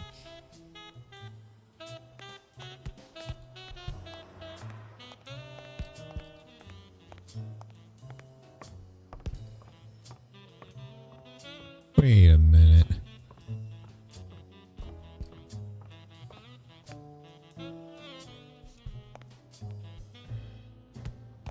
Wait a minute.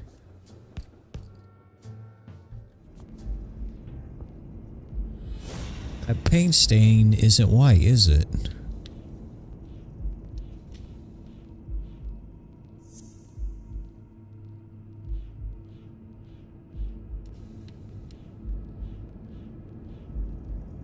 It's not letting me put those together. Never mind then. Alright, let's find when it gives me a third option.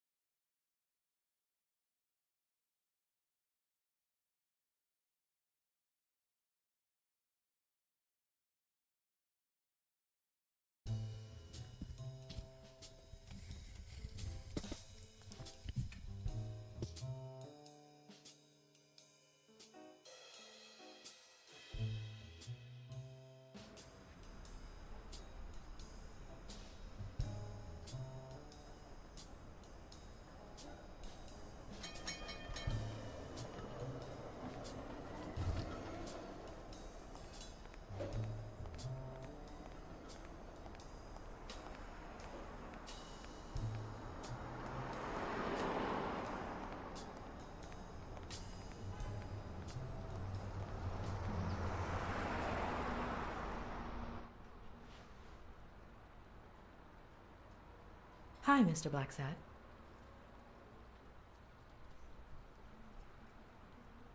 Have you remembered anything else about the moment you found Dunn's body?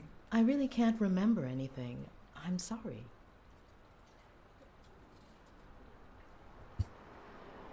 Wait, how did I find her? Oh. Sorry. I think that's it for now. See you around. We'll miss you at Sam's Diner. Bye-bye. I get it. You go through the cards to find her birthday. I get it.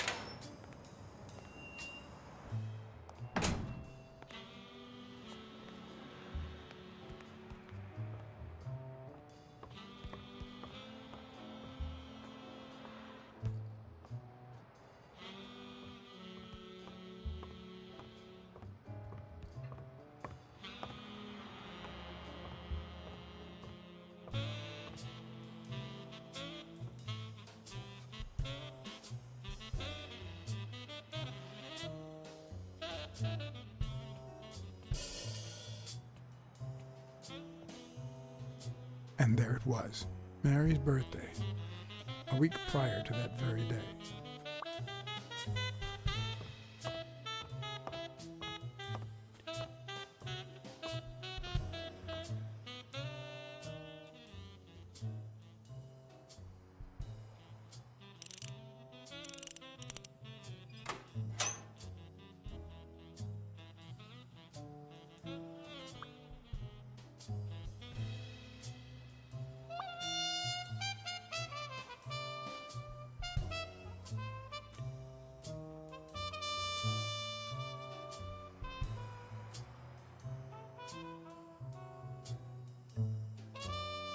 You open the safe?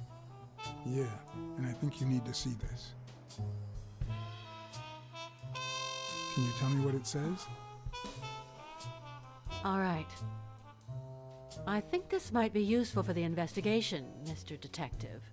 He left everything to me, except some boxing trophies and knickknacks that go to Bobby Yale.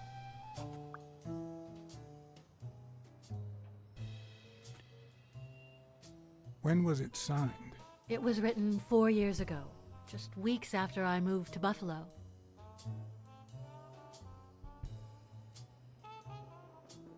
Do you think Bobby Yale read it before he disappeared? Maybe. All right. Thanks.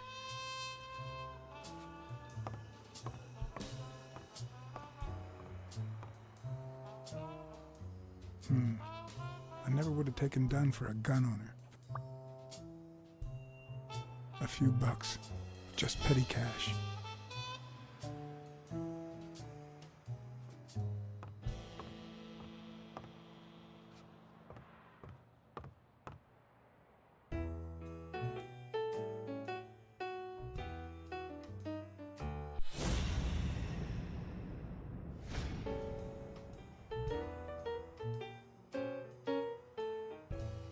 I never asked about the gym's insurance.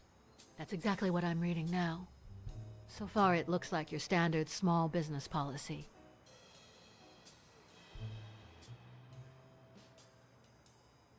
I think I know who had your mother's ring.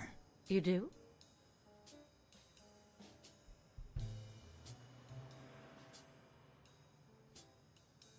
Mary Purnell. I think she was in love with your father. Thank you.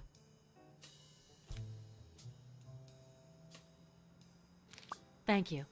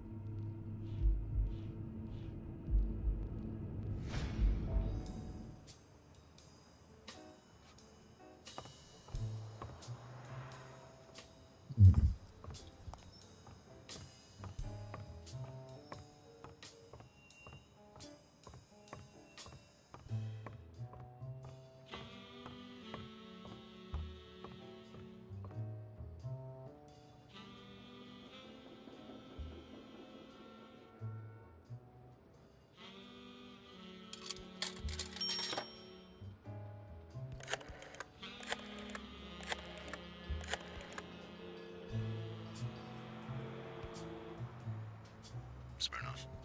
You're gonna like what I have to tell you about the Dunn case.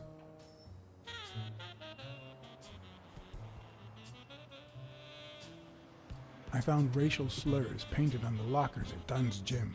He was pretty open-minded about racial issues. Maybe his death had something to do with that. John, half of the crimes in this city have racial ramifications. Unless you have solid proof that it wasn't suicide, my hands are tied. You're gonna like what I have to tell you about the Dunn case. Dunn and the gym's cleaning lady were about to get married. Great. Call What's News. They'll know what to do with such an incredibly interesting piece of information. The combination on Dunn's safe was her birthday. He even gave her a ring. You know, your typical suicidal bliss. Okay, I'm still not convinced, but I might have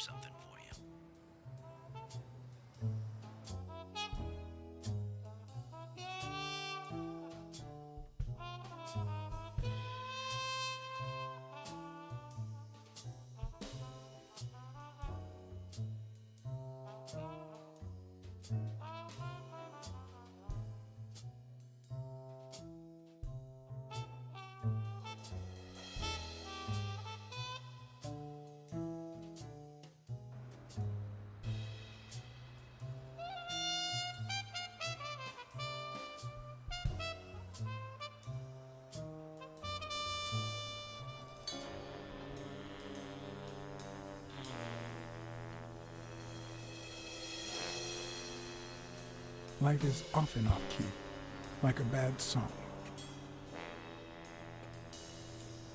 The notes come together but feel flat, unable to create anything resembling music. And yet, there are ways to string them together to create harmony.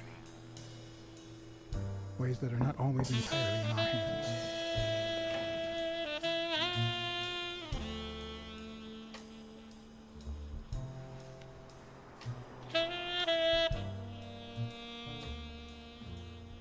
You look tired, John. You look pretty tired yourself. Yep, I'm beat. I'm starving. Just got back from the annual police medical. Not only did I have to fast, but I also had to chug 2 enormous glasses of water. John, you alright? I've had better days, and I'll have them again, I hope. We both deserve to.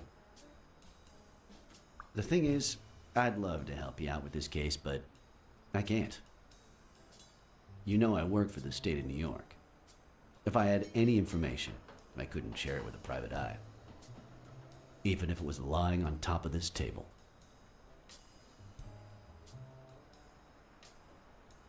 You said you were starving. Why don't you go to the counter and order something? Yeah, sure, good idea. If you'll excuse me.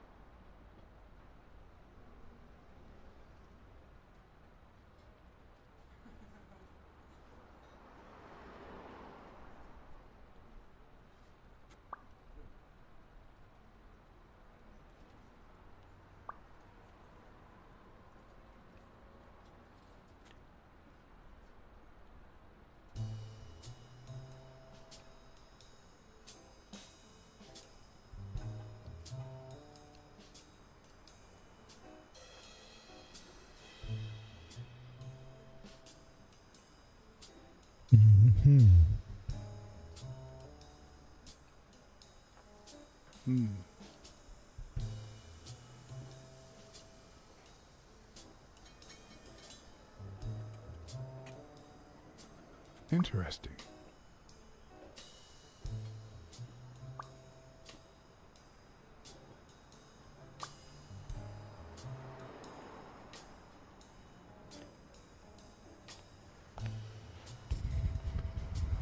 Now that I think of it, I better eat at home.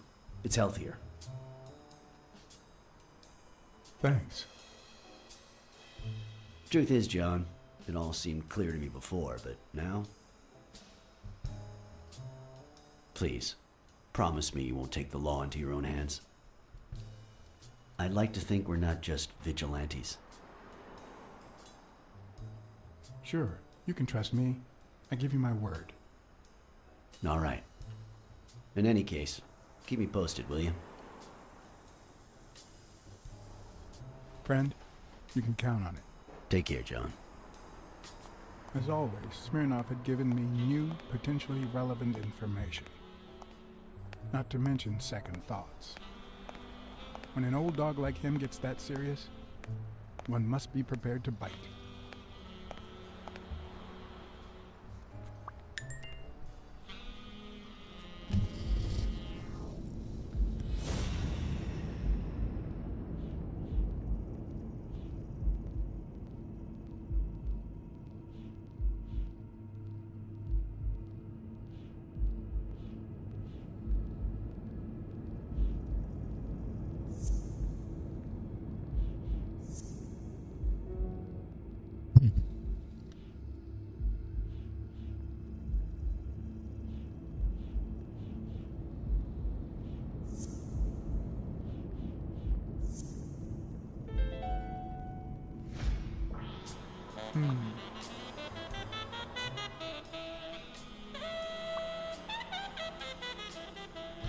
I could put that together at the very beginning of this, but okay. Glad we were able to make that deduction.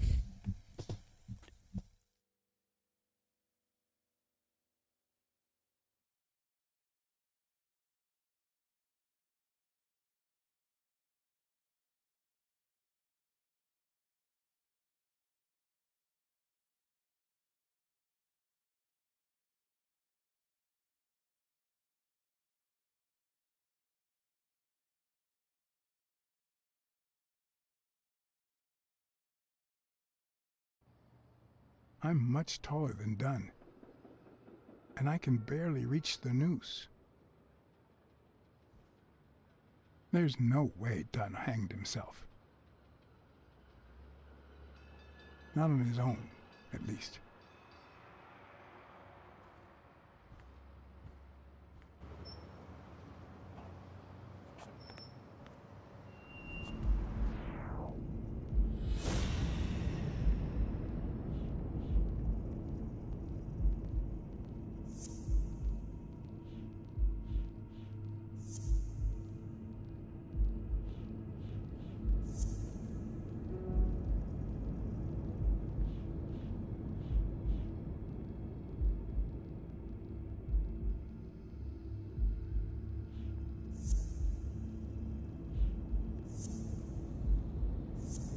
No, that's not what I meant to.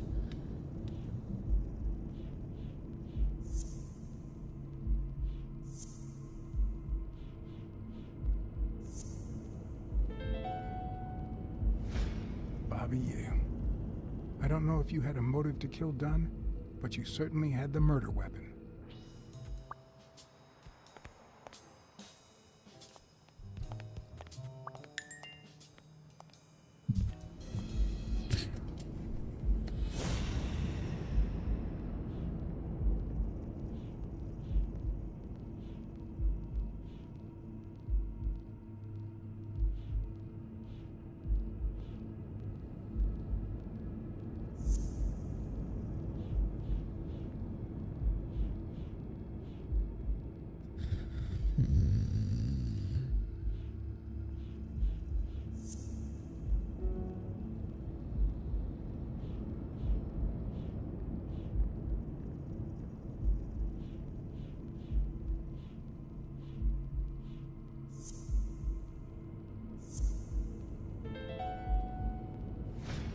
All right.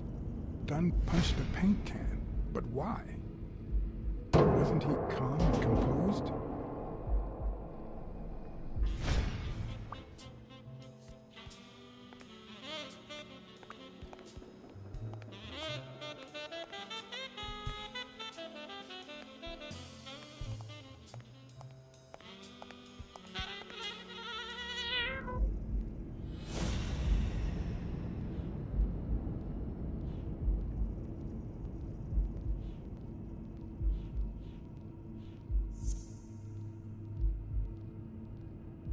Oh, I get it.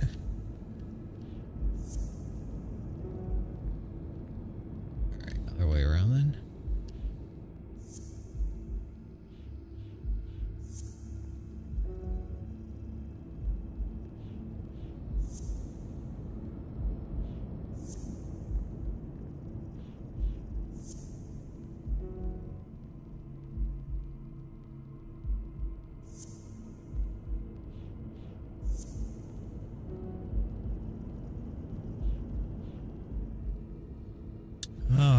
Let's call the Rhino's wife. I got a feeling that's going to reveal more information.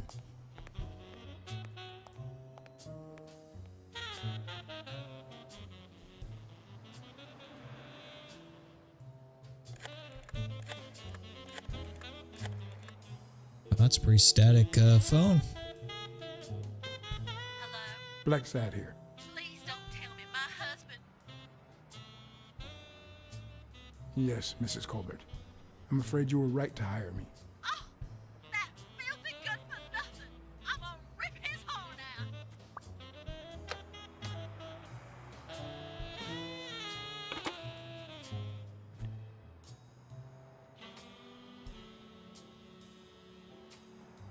Can't call anyone then?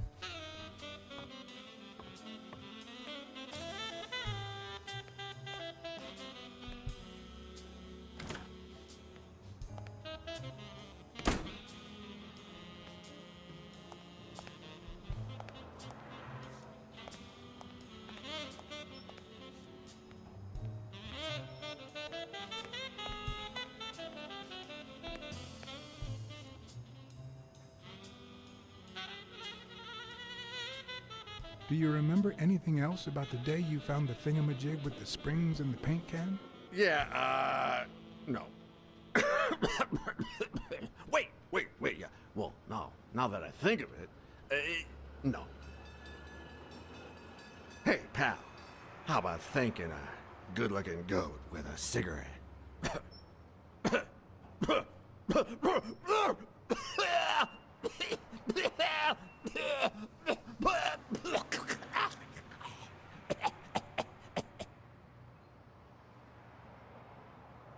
I don't think that's a good idea. You've got one nasty cough. Oh, come on. You know, cigarettes have lots of very healthy properties. Oh, come on. It's just a smoke, lady. It's just that I don't want to make it... You don't want what? What?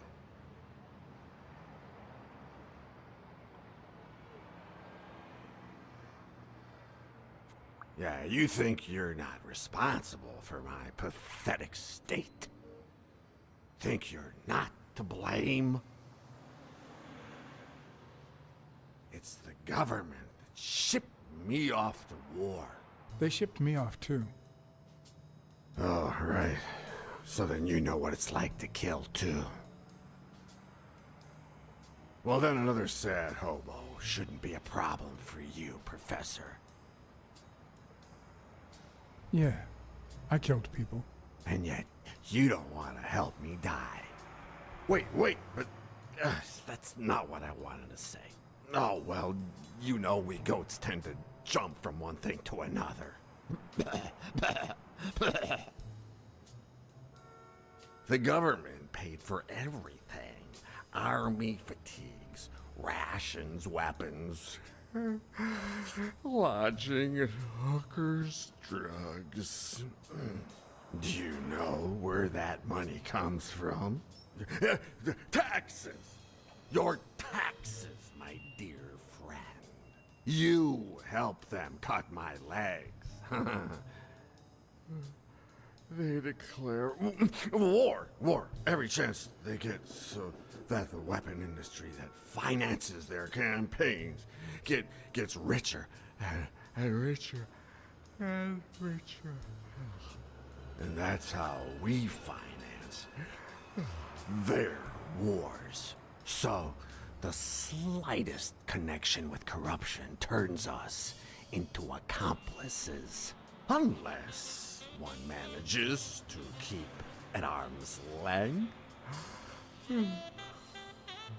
That is what I did, my loyal disciple, at the Million-Star Hotel.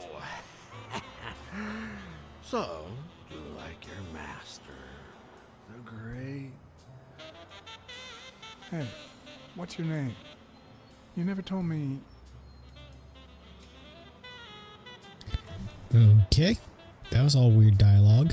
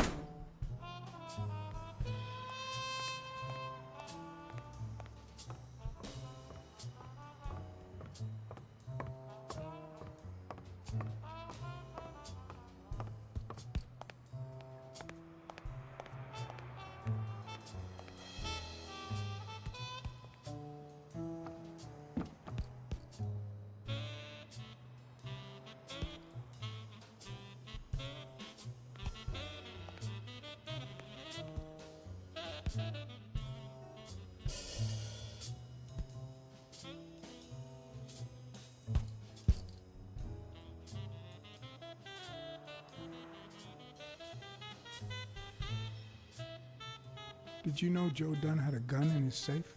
No way, man. He hated firearms. Although...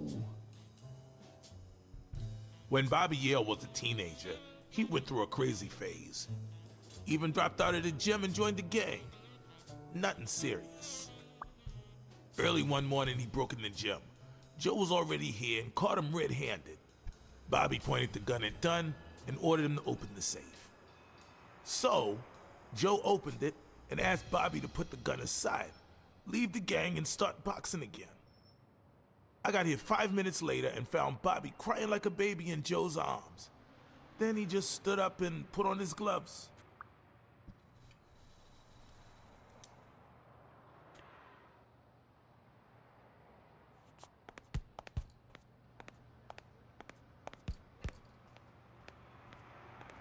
I once shredded a bag like that, just out of pure rage.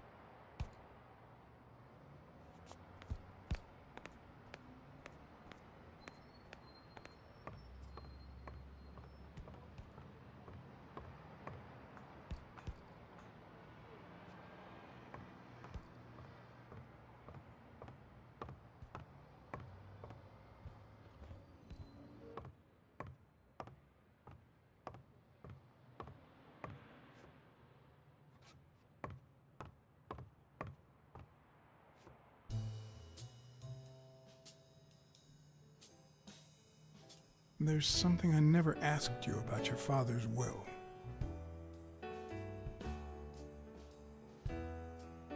Congratulations. You're one lucky lady. I'll pretend I didn't hear that. All right.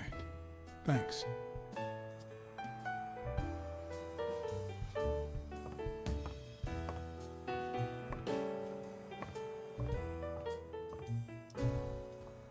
Dunn's room had quite a view.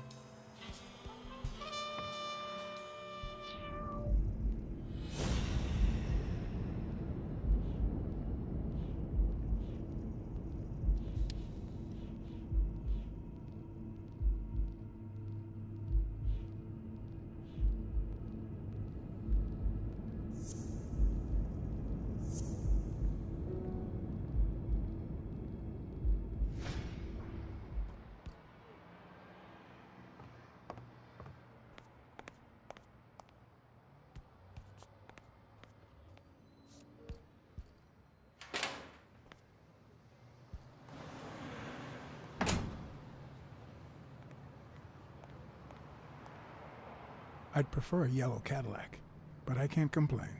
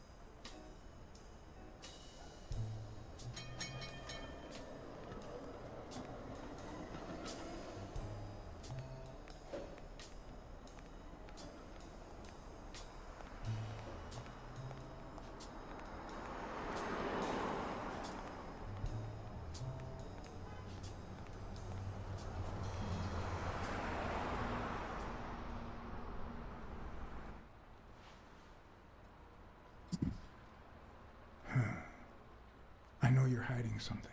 What? I know how much Dunn meant to you. I'm very sorry for your loss. I don't think Your handwriting on the envelope. Your date of birth on the safe. Oh, my goodness. I can't talk here. My shift is over in 10 minutes. Can you wait a while? Can I get a refill over here, Mary? Coming right up.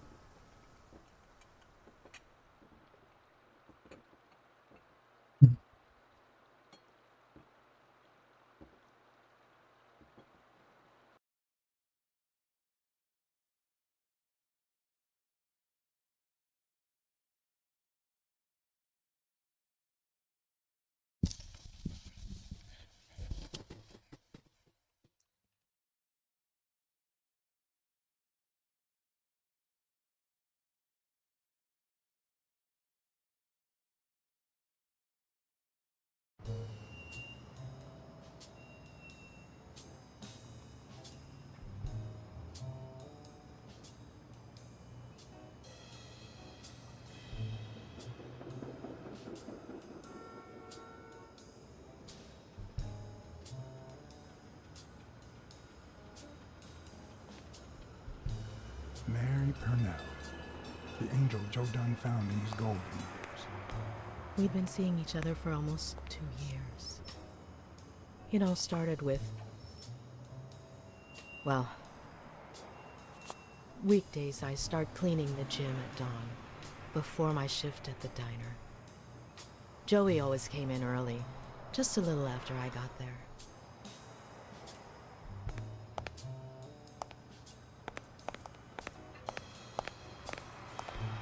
He used to say it was the best time for the worst task of the day. Oh, I know exactly what he meant. Did he help you clean? No, poor Joey. I would never have allowed that. He did more than enough, would even clean on my days off. Paperwork. He just hated it. But that was just him. Instead of putting off the things he couldn't stand, he did them as soon as possible.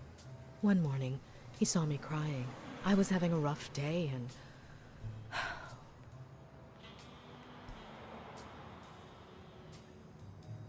He tried to make you smile. He pointed at the coffee machine. You need a cup of joe and some fresh air. That was the first of many cups on the rooftop.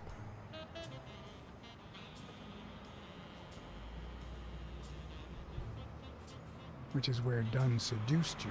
That word is a bit too much, Mr. Blacksad. You might be too young to understand this, but real love has little to do with seduction. One day, we realized those rooftop coffees were the best part of our day. So we began to spend more time together. But you never told anyone.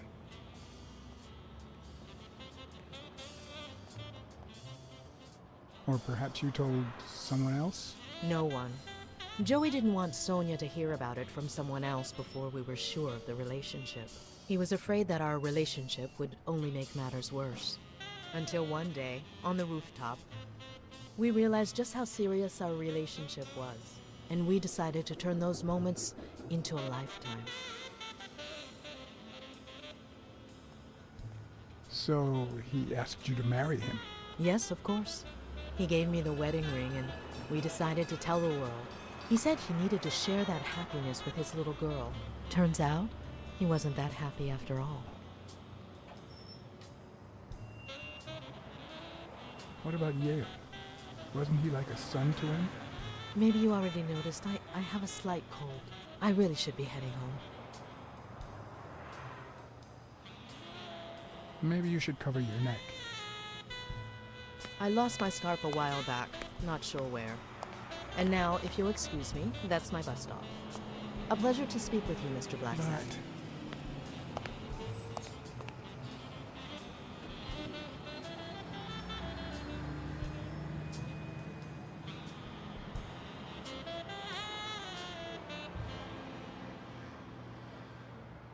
I don't know.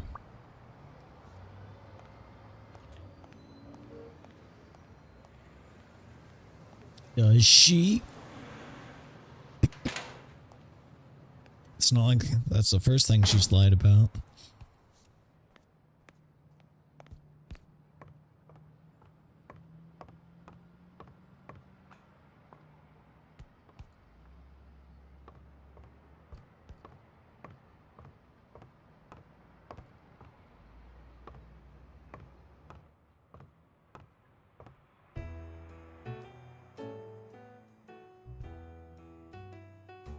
What's in those papers you're going through?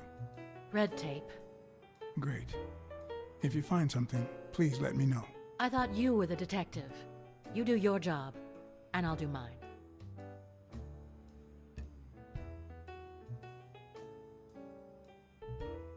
What can you tell me about Jake?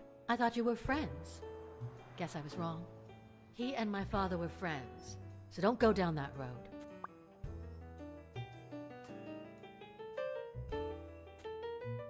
Did you get along with Bobby Yale?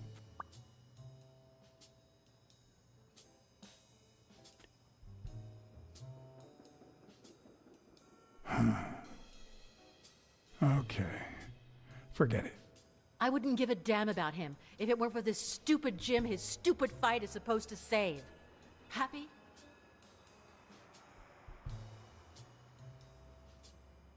What do you think about Mary, the cleaning lady? Can't say. I barely know her. And I'm not one who's quick to judge other people.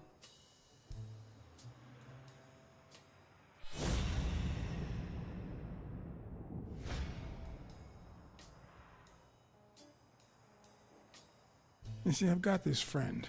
He's a journalist, and, the thing is, well... And why? A woman running a boxing gym? That's quite the story. And how did this friend of yours find out, exactly? Well, you know how these things... I don't even want to hear you. I just hope you prove your professional worth before the day is over. Did you find anything interesting in those papers? No. Investigation work takes time, as I'm sure you know.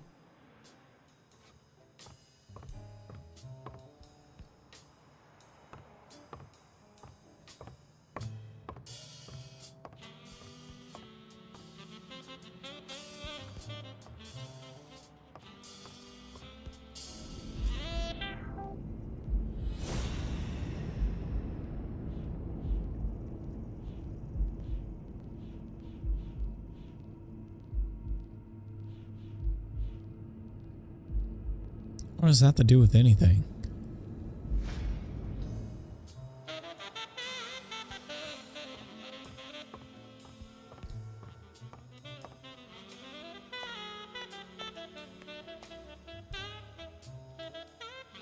I might be missing something.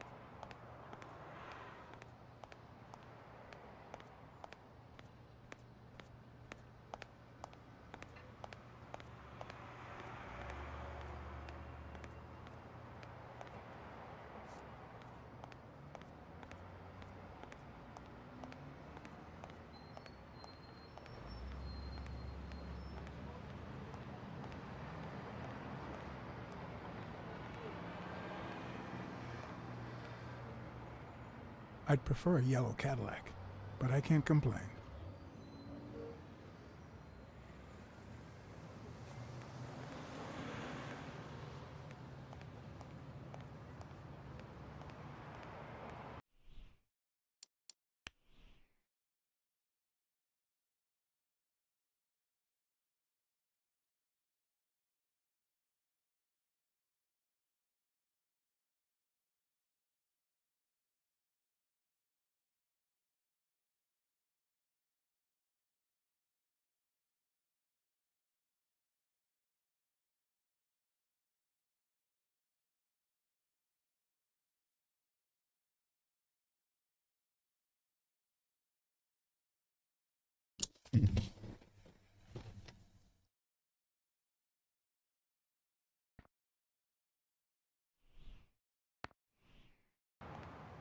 Wait a minute.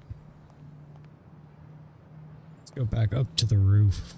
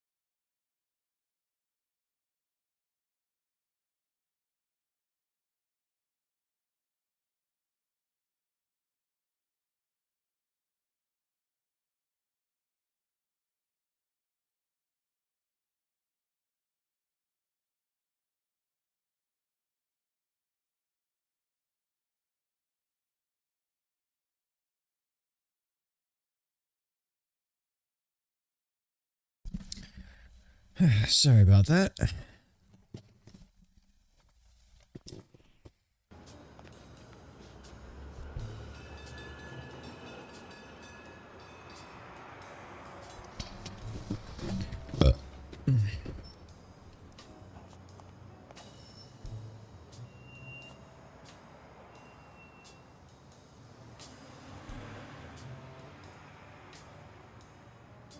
Okay.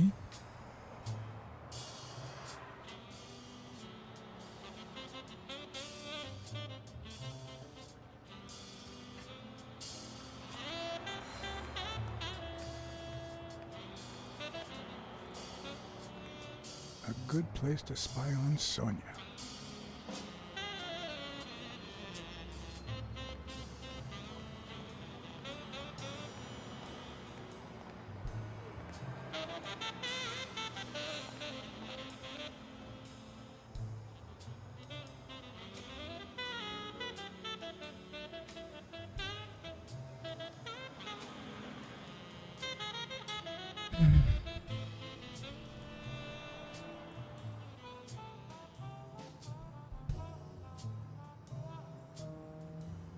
Maybe there might be a clue I'm missing.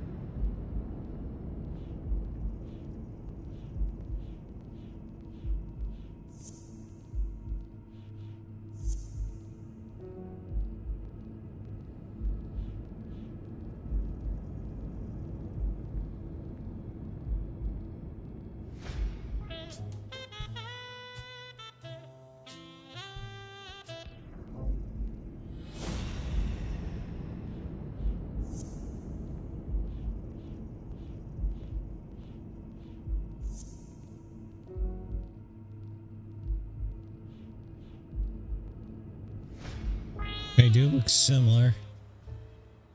But then again, all weird cat people look similar. Or whatever the hell she is.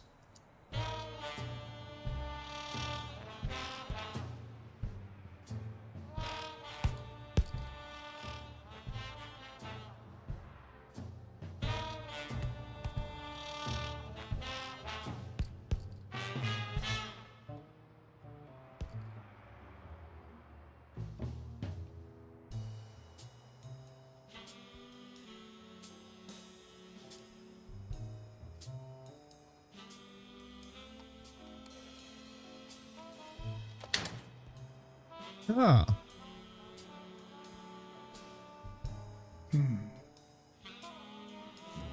What the hell? Jake, give me one good reason not to smash in your face.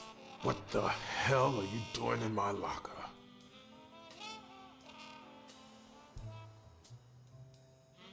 I think you're hiding something, Jake. I thought we were friends, John. Get off me. Sometimes, John, I can just punch you.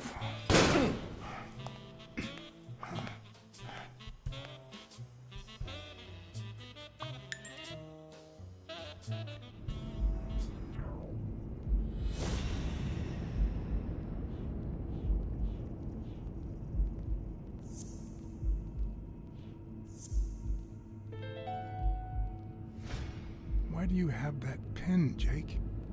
What mess are you in?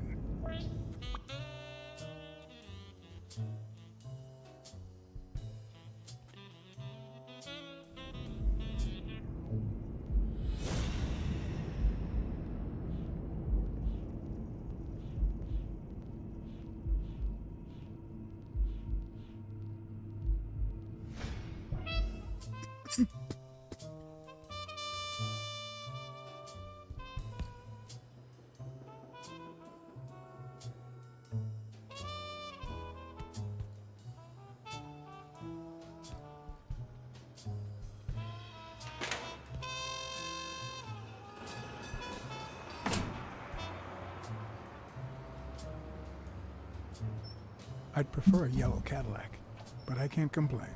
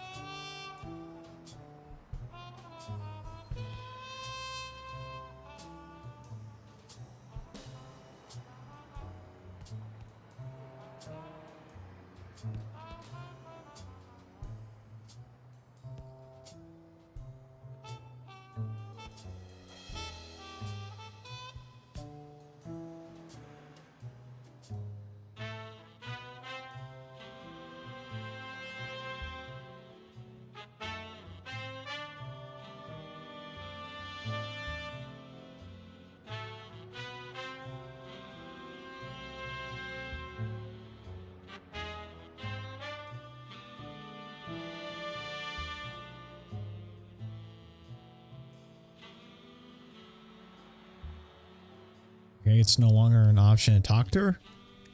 So I have to talk about to Jake. I don't know what my other options are besides going back to the diner for whatever unknown reason.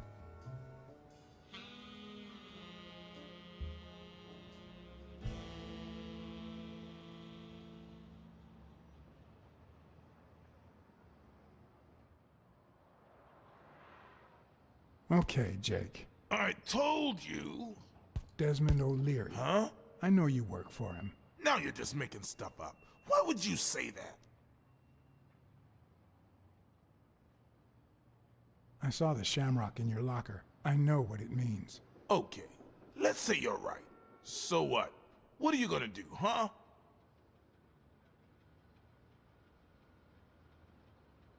I'm a detective. What do you think I'll do? Yeah, definitely better detective than friend. All right, you win, pussycat. Business isn't going that well lately. Natalia was my last well-paying job. and it's been a while.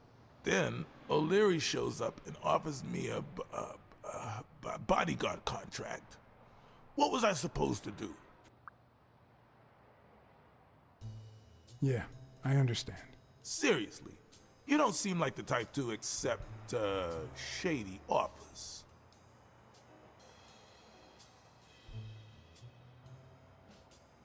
I'd never take a job like that. As a matter of fact, I turned one down today, but that's just me. I'm no one to judge. Hey, O'Leary might run an illegal gambling operation, but it's not like he's killing people or conning widows. And I'm just a bodyguard. I make sure no one gets hurt.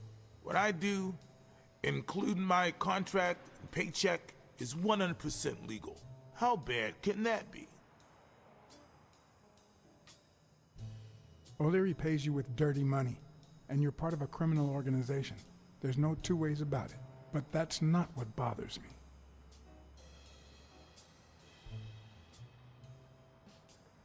I know you're covering up O'Leary's role in Joe Dunn's death. Huh? O'Leary? No way. I mean, I don't think so. Jake, please.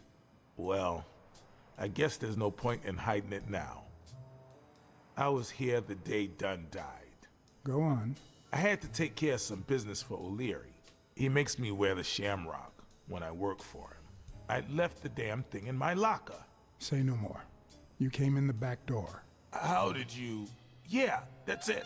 Joe had mentioned he'd been painting that afternoon, but I forgot.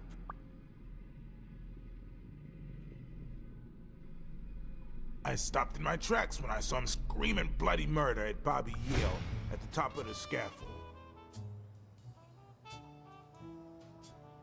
What exactly was he saying? Something like, if you do that, I'll call off the fight and make sure you never set foot in this gym again. I didn't want them to see me, so I left. Jake, why didn't you tell me? I thought you'd be pissed off. Well, you were wrong. I'm sorry, John. I should have said something. You should have. Let's just say you owe me one, all right? You sure drive a hard bargain, John. All right. Time to go. I need to think about everything you just told me.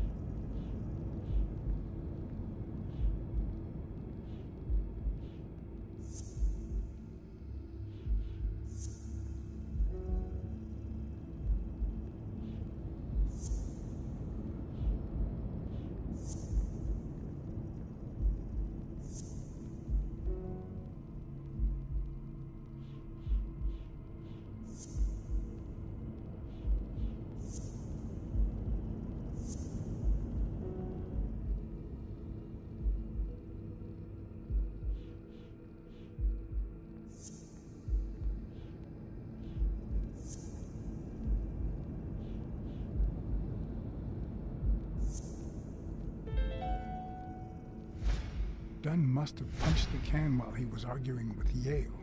I guess that explains why he threatened to call the fight off.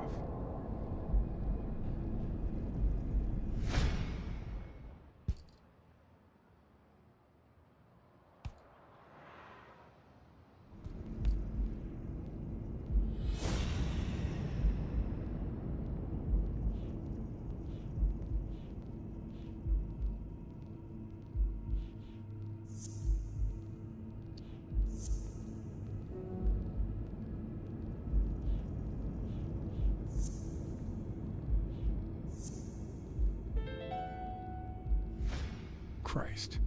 Did Yale kill Dunn just because he wanted to call off the fight?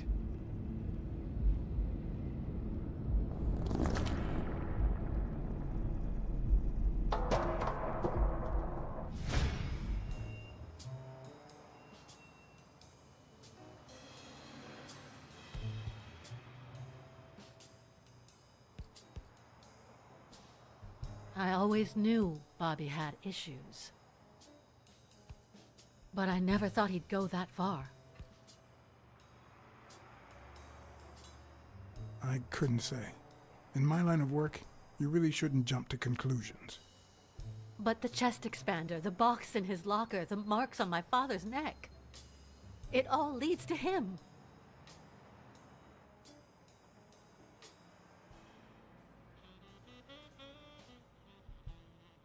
In any case, that doesn't change a thing. It does, actually. Now we know he didn't kill himself. My father's still dead, and you still haven't found Bobby Yale. Nothing has changed.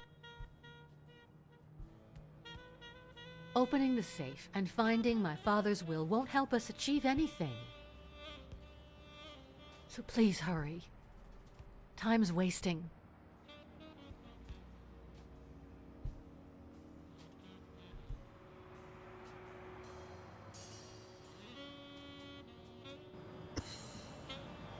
Sonia's indifference never ceased to amaze me. But most importantly, why was she so opposed to Yale?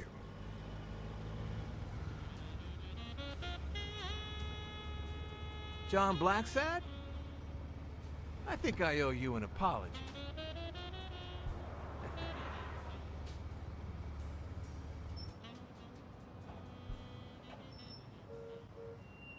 Do I know you? I don't seem to remember your face. Well, maybe you remember my boys. I'm so sorry they wrinkled your suit. The thing is, they didn't know we shared a common goal. Bobby Yale. I want to find him and get to the bottom of this as much as you do, Mr. Blacksad. So please, kindly accept my invitation. Why not share our findings? Come on.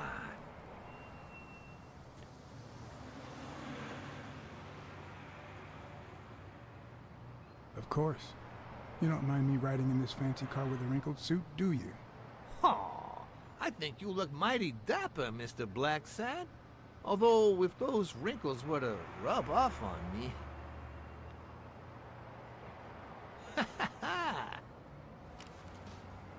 I always play it nice and safe.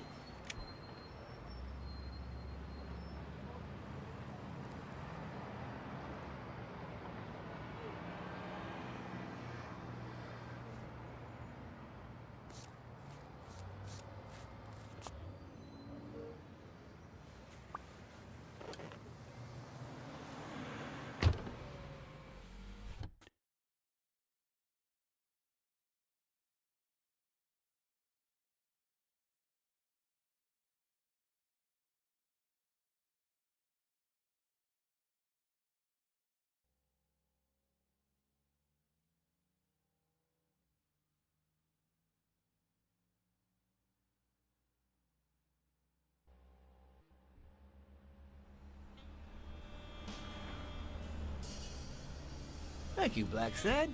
You won't regret this. So let's cut to the chase. I need Bobby Yale to fight Stone. There's just too much money at stake. So, I'm offering you my help to find Yale. Let's work together. What kind of help do you need? A simple exchange of information.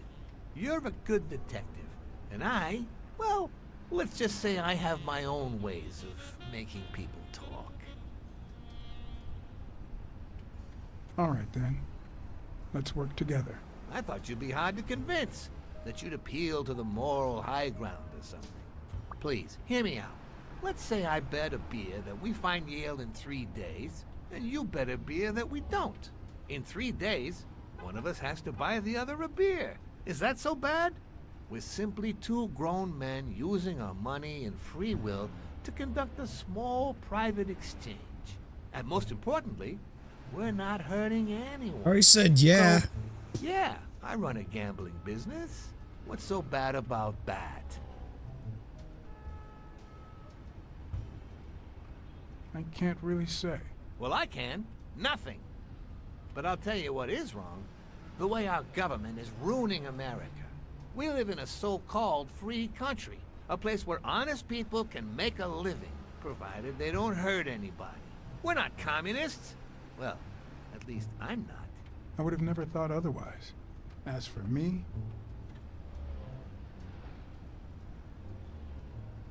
I'm not either. Ha! Well then, you see, we're all among friends. In any case, that's not my point. The government betrays our nation's values by passing communist laws that forbid an honest man like me to make a living without hurting a soul.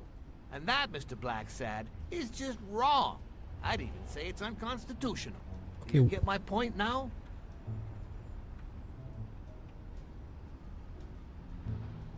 All right, I get your point. Ha! I knew you would. When the government passes these laws, there's only one legitimate weapon the people can wield. The same weapon that turned America into a great nation. Civil disobedience. So, as the proud American that I am, it's my duty to disobey.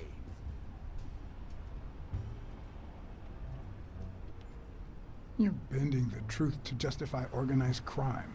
Oh no. It might have been organized crime, but not anymore. I wasn't always a boss, you know.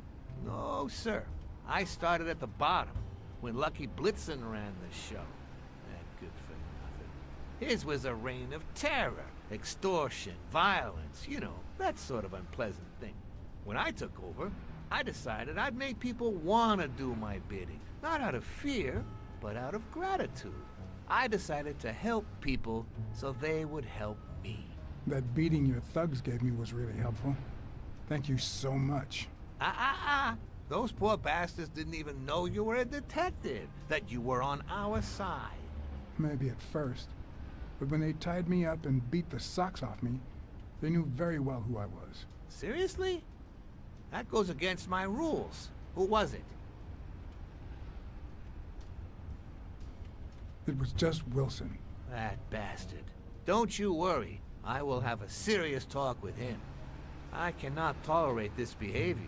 Please accept my apologies, Mr. Blacksad. As I said before, I like to help people so I can count on their gratitude. That applies to fellow partners like police or, in this case, a detective. I won't deny this business has its fair amount of violence, extortion, and casualties, but I'd rather leave that to my enemies. And you are not my enemy. And, it looks like we're here. Okay, you gave me no information. Alright, I'll probably be dealing with this cat. I really should stop and go to bed, but I'm honestly, like, invested in this. I want answers.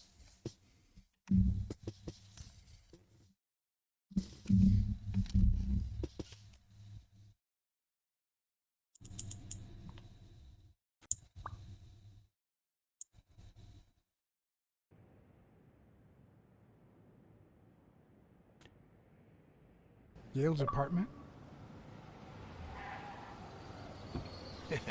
I told you I'm on your side. When you're done, you can honor our arrangement and share your findings with me. Or not. It's your call, Mr. Blacksad. I'll make sure you're suitably compensated. Wilson, come here.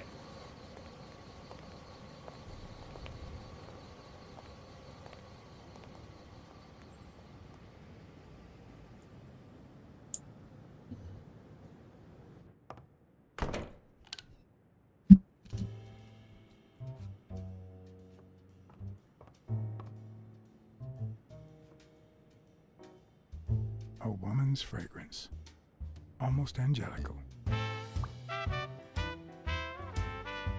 Wait a minute.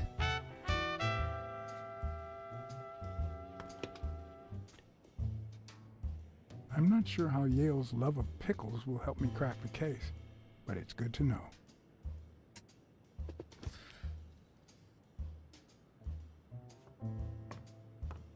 What the heck was she doing it?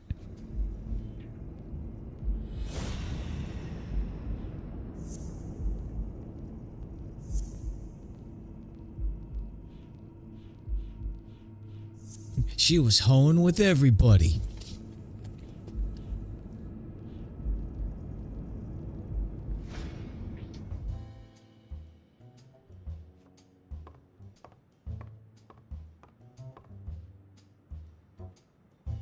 Bobby seems like a nice kid, but I barely know him.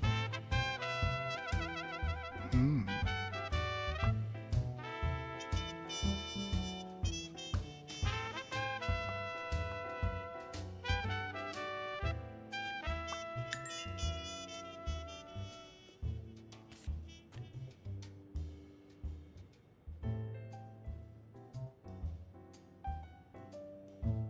Ugh.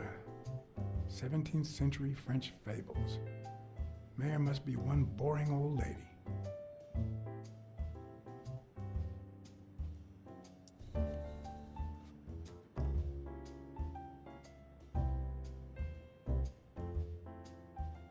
The worst thing about O'Leary's boys dropping by isn't the beating, but the fact that I can't tell what's theirs and what's Yale's.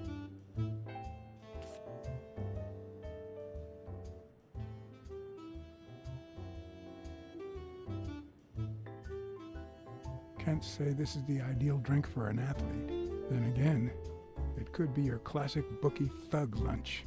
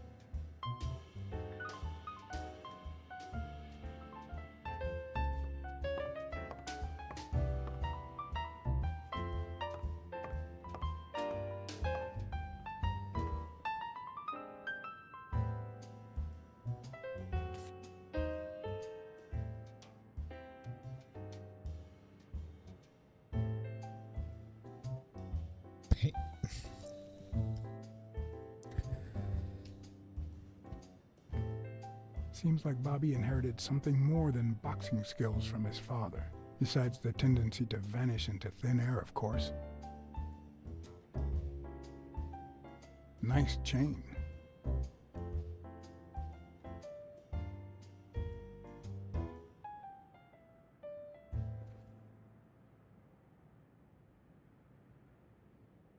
So, you like your mob stories, don't you, Bobby?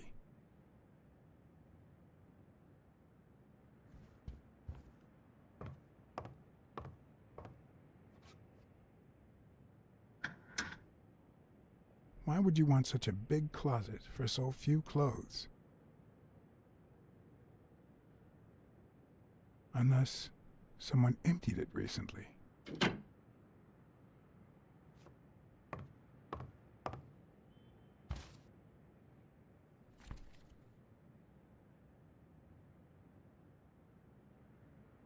Copy 1 of 3. Do you know any of his relatives? His father, Avenarius. Avenarius? The boxer poet? Didn't he disappear 20 years ago?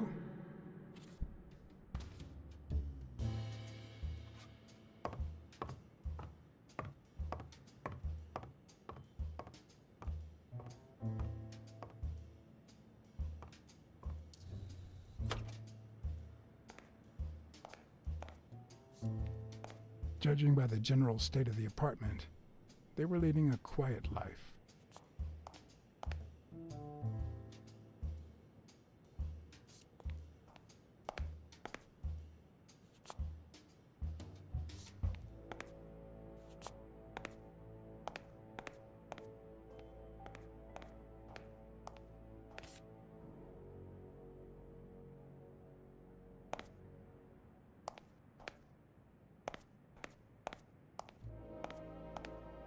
What's that music mean?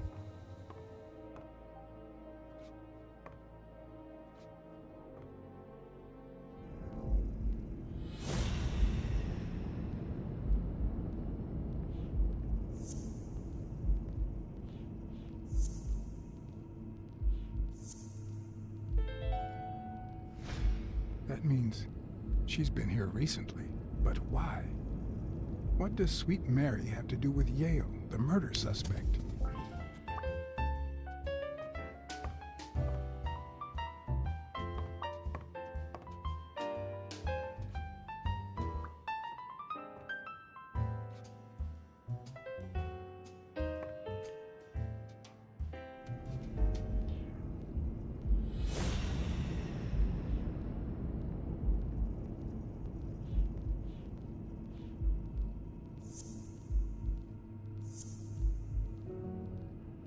It really does look like her in the photo.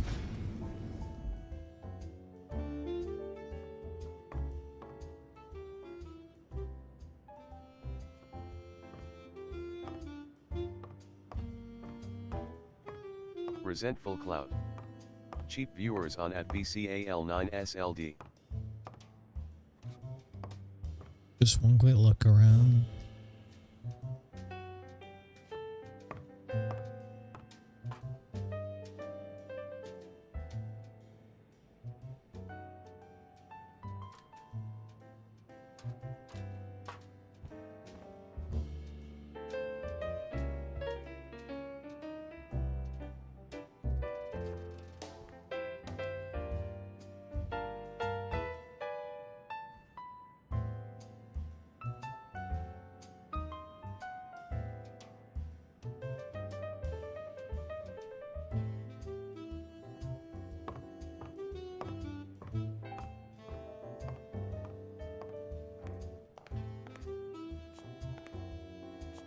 Judging by the general state of the apartment, they were leading a quiet life.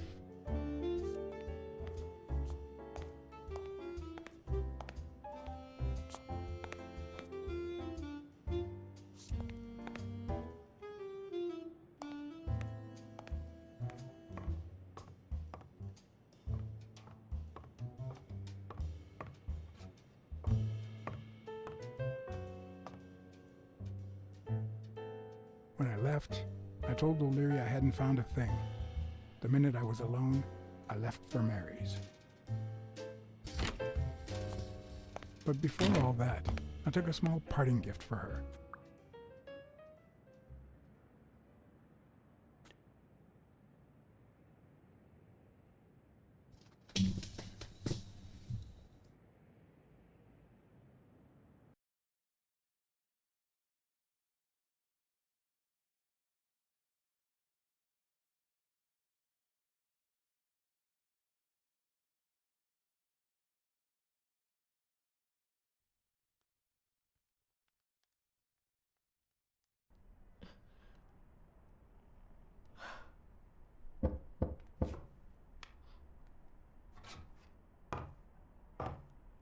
I've never trusted angels. Mr. Blacksad? What a... Surprise?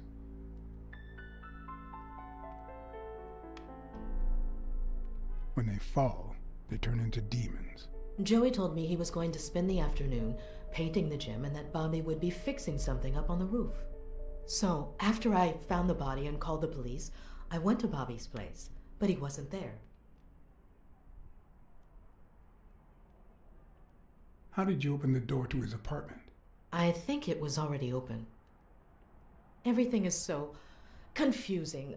I'm sorry, Mr. Blacksad. Don't be. I'm here to figure it all out.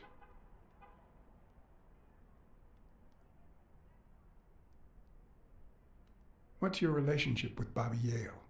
He was like a son to Joey, and we were about to get married, so, you know. Okay, I think it's time to set things straight. I knew you were cheating on Dunn with Yale. Or was it the other way around? No. How can you even think of something like that? How can you convince me otherwise? I found a picture at Yale's apartment. It's you and him on a roller coaster. Care to explain, Miss Purnell? I'm not white, Mr. Blacksad. What? 7 of my great-grandparents were white. The 8th was black. According to law, I'm a black citizen, even if my skin says the contrary. Do you know what that means when you're born in North Arlington, Alabama?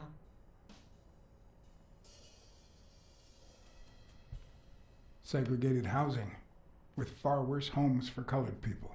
We even have different water fountains, for God's sake. The separate but equal doctrine and all that.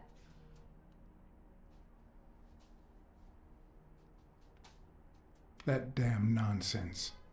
And all the lies. Okay. That's why I moved here. No one knows what color my great-grandparents were.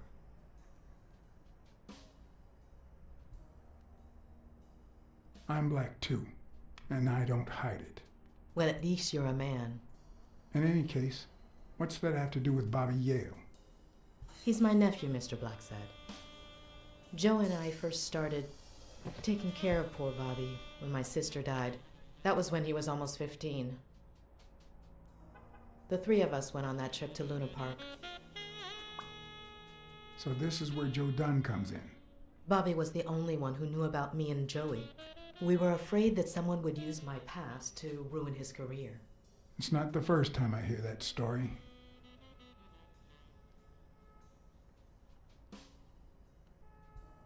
You should have told me this sooner. I've been hiding it all my life. I'm sorry.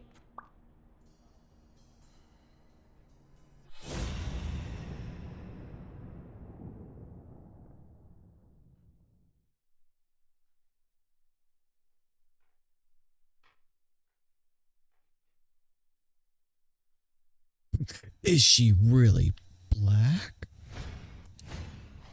Mary smells like... Actually, the whole room smells like a pie fresh out of the oven, so I can't identify any other fragrances.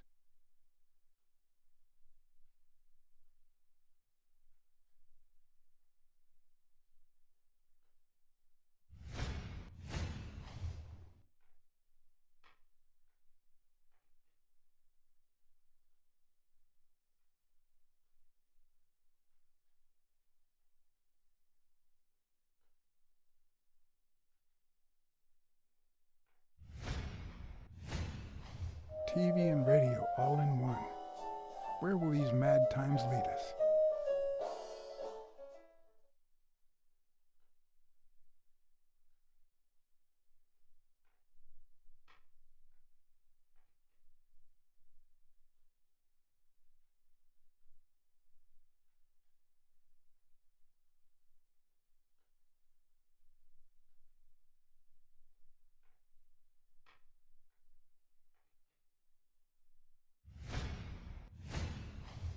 Fresh out of the oven. The whole room smells like pie.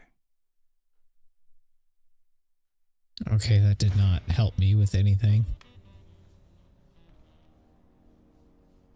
About Sonia Dunn and the ring. Well, I told her about you and Joe Dunn. I had no choice. And what did she say? I don't think she took it too well, but she might come to understand it. Maybe. But I'm not so sure you'll be able to keep my other secrets safe.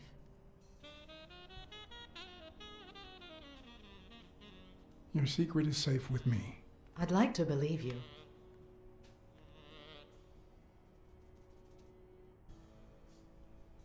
Are you sure you don't know where your nephew is? I've looked everywhere. He's nowhere to be found. Don't worry. I'll find him. Thank you. That cherry pie smells so good. I'm starting to get hungry. Thanks. I pulled it out of the oven right before you arrived. Oh, where are my manners? I'm the worst hostess in the world.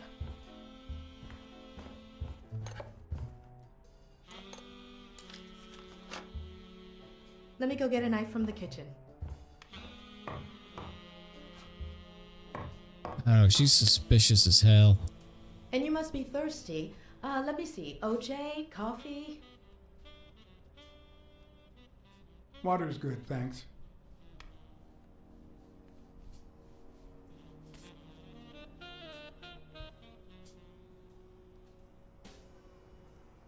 She's wearing the same clothes in both pictures, so she's probably telling the truth.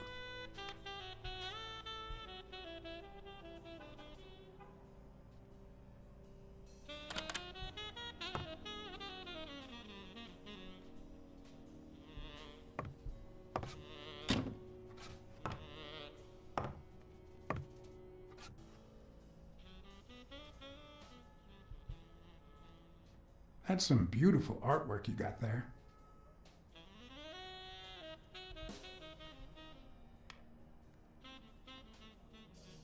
Okay. Was there something else I was supposed to inspect?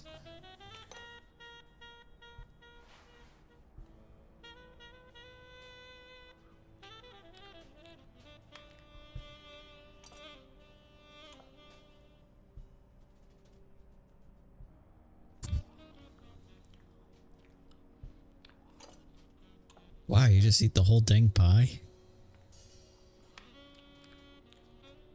As they stare at each other awkwardly. I couldn't help but notice a queen-size bed in the room. You what? Sorry. I had to make sure Bobby Yale wasn't hiding in there. Oh, yeah, sure. Joey bought this place. It was going to be our home after the wedding. I left my apartment and moved in so I could save some money. If he had left his own apartment and moved in, you could have saved twice the money. I'm no hooker, Mr. Blacksad.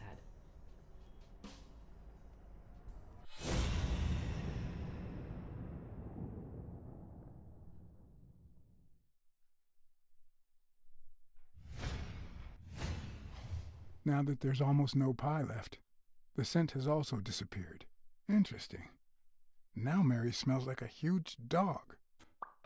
Mary, when are you going to stop lying? I know your nephew is here. I can smell him. What? No. I already told you I don't know where he is. Look, I understand why you're protecting him, but it's in his best interest to end this hide and seek. You can search the whole house if you want. Go ahead. He's not here.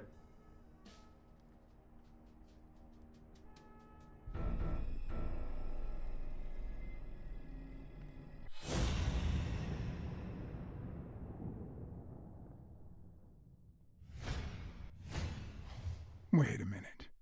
She's not the one who smells like that.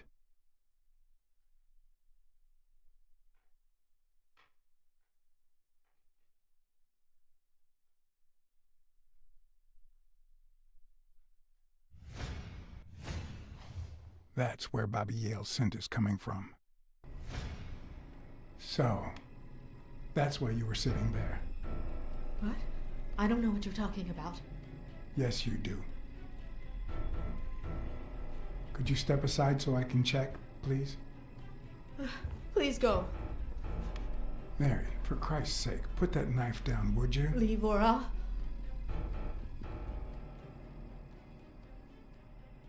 You don't have to do this, Mary. I mean it. I want to hurt you. Bobby!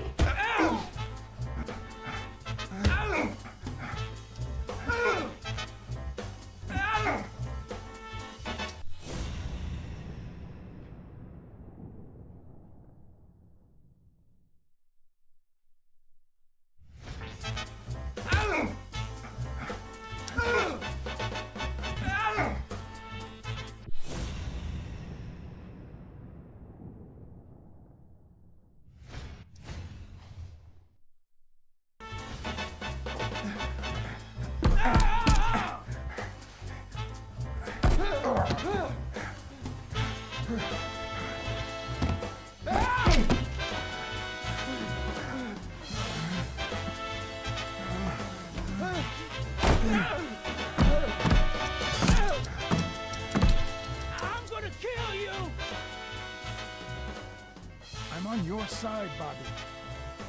But I'm not on yours.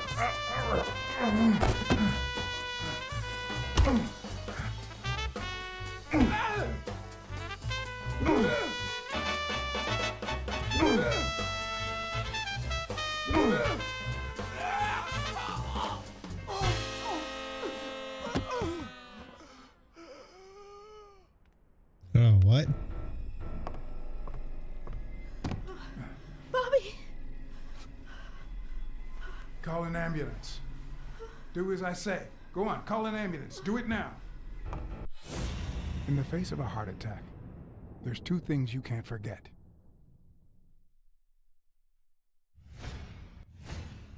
One, stay calm. Two, 1 chest compression per second. 1 Mississippi. 2 Mississippi. 3 Mississippi. 4 Mississippi. 5 Mississippi. 6 Mississippi. Bobby. Oh, Bobby. Thank you, Bobby.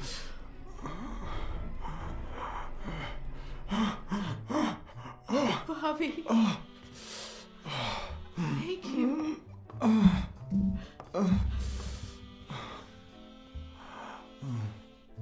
I had lots of reasons to consider this a great day.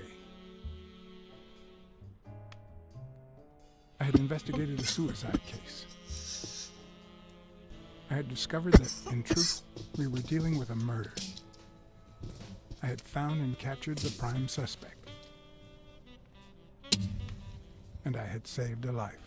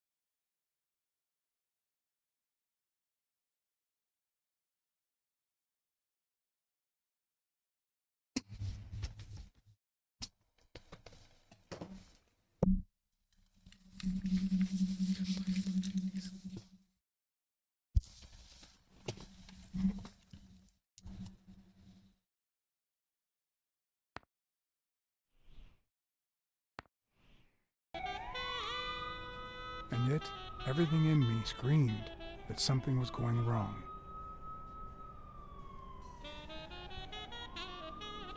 Terribly wrong.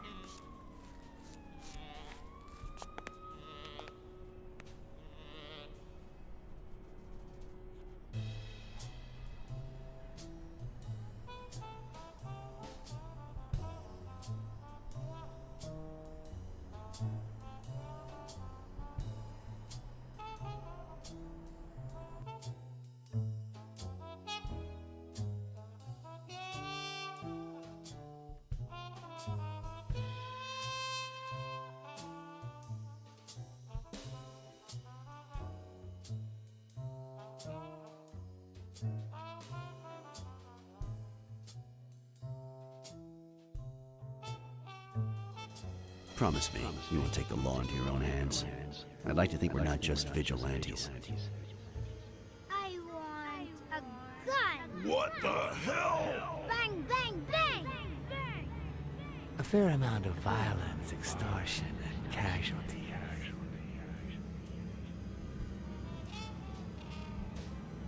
I hate detectives. Bang, bang, bang!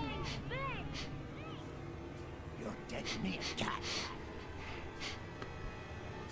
That you, Smirnoff? You seem agitated. Nightmare? How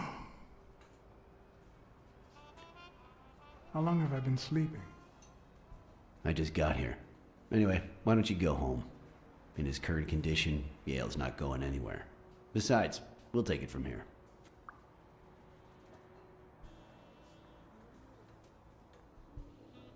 Who is that? Can we trust him?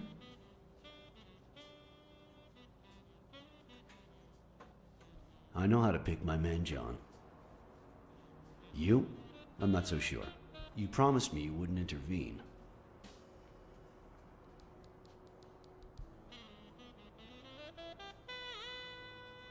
Maybe I should refrain from making promises. Maybe I should refrain from giving you information.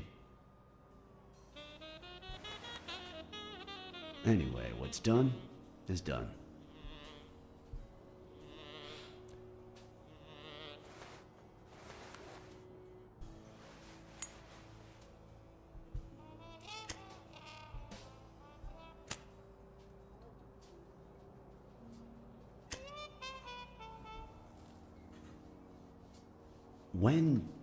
When exactly did you realize that he killed Dunn?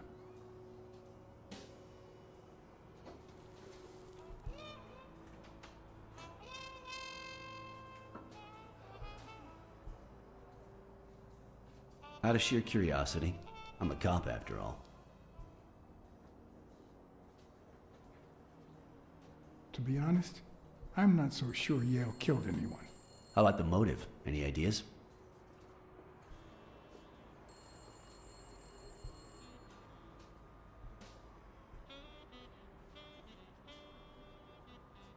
I've got several theories, but that's about it. In any case, hopefully Yale will tell us more. Would you let me ask him some questions when he wakes up? I know you will, with or without my permission, so I'd rather not feel betrayed. In exchange, drop by the station when you can. Your investigation could really help my men. Who, by the way, must be waiting for me to interrogate Mary Purnell. Boy, she was hard to pry from Yale's side. She's been through a lot in the past days. Be nice to her. Of course. In spite of it all, we're not just vigilantes. And as for you, go get some rest. God knows you need it. I will. Thanks for the advice. Tell the nurses to look at that face of yours. You look like a film detective in his last scene. I'm afraid this film isn't over yet. For your sake, I hope you're wrong. You're in charge now, officer. Okay. I'll send you relief in 6 hours. Understood? Doctor. Who are... Oh, detective. Congratulations. You fared pretty well against that kid. Better than most would have. Now, if you'll excuse me... Do I look like I fared well to you?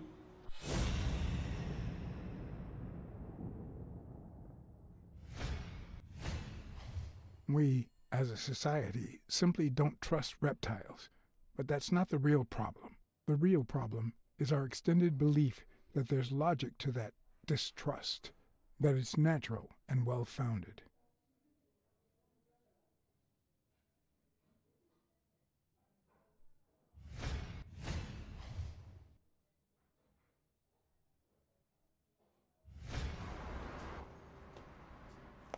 How's Yale? Is he awake? Oh, yeah. Go check on him before he falls asleep again. Although, try not to bother him with too many questions. Will this have long-term effects on his health? It's too soon to tell. He did have a heart attack after all.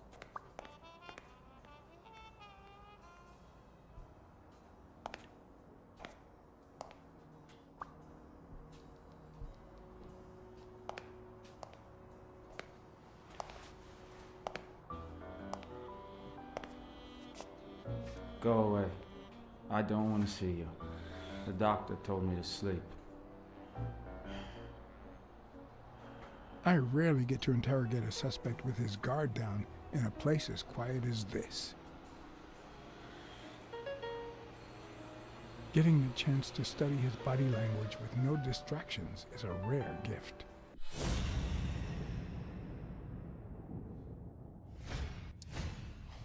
His heart rate is increasing. It could mean that he's lying, but it could also just be pure, unadulterated rage.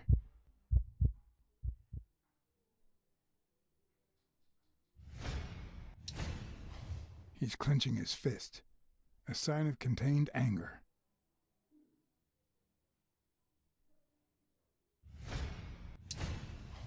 He's looking straight at me.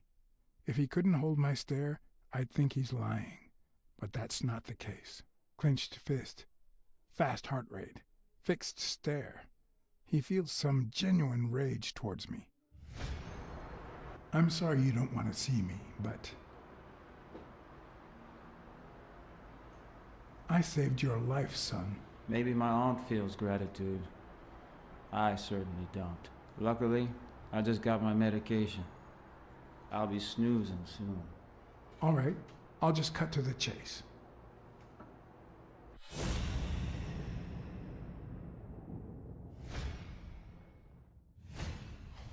Is he lying, or did his heart rate speed up out of rage?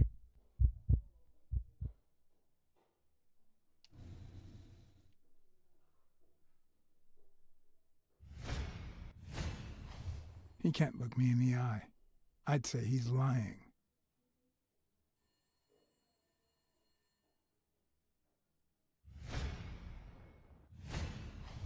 Is he holding back his rage?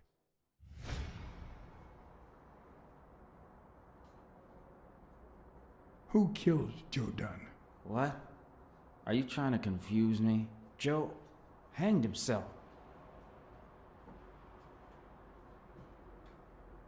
I know the murder weapon was yours. What? The rope? I don't get it. What weapon do you mean? Don't play with me, boy. The chest expander. An expander? I've never had one of those.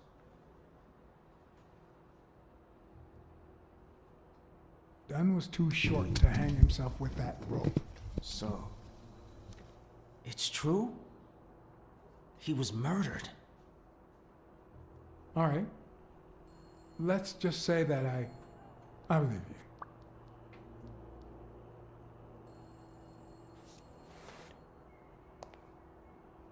The murderer killed Dunn with a chest expander and planted evidence to make us believe it was suicide.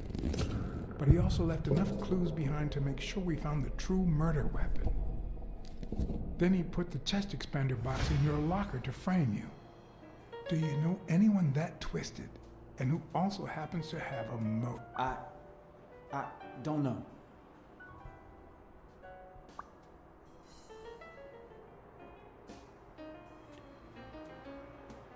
What about Frank Cassidy?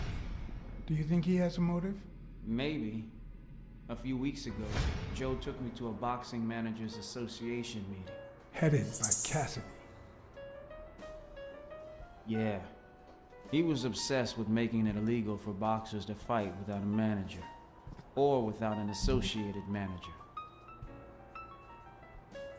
Everyone seemed to go along with it until Joe spoke up. He said that would lower us to mob status. That Cassidy had founded the association just to make money by monopolizing the sport. That made others think twice. And Cassidy ended up empty-handed. Poor Cassidy. Desmond O'Leary certainly seems twisted enough. Did he have anything against Dunn? I'm not sure if they knew each other. At least not in person. About a month ago, Joe kicked one of O'Leary's men out of the gym. He was trying to give a business card to... Jake Ostiombi. Yeah, exactly. Did Jake tell you about that? Something like that. Maybe it was... What am I saying? Jake could never pull off something like that. Nothing. Never mind. What about Sonia Dunn? Sonia? I doubt it. She's odd. But she's his daughter. I've seen worse. Believe me. Blacksad. I think I owe you an, You know, my father disappeared when I was 6, right after winning a fight. We never heard from him again. Do you know what that does to a kid? Who knows where I'd be if Joe Dunn hadn't been in my life? Even when I lost my way and put a gun to his head years later, he still took me under his wing and managed to steer me in the right direction. And now that he's gone, you're risking your life to find his murderer. Thanks.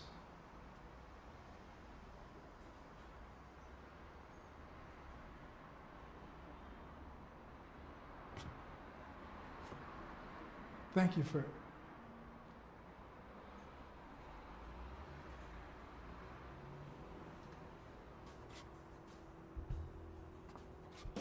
Oh, hold up.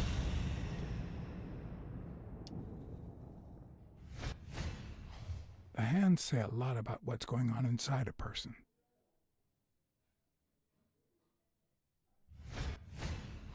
Is that eye movement normal?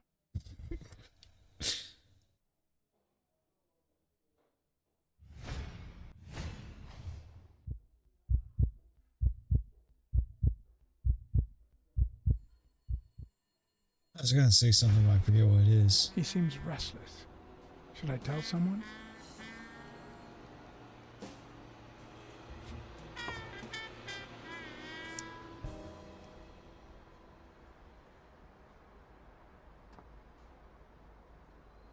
The number of cigarette butts is inversely proportional to my hours of sleep. Ah, damn.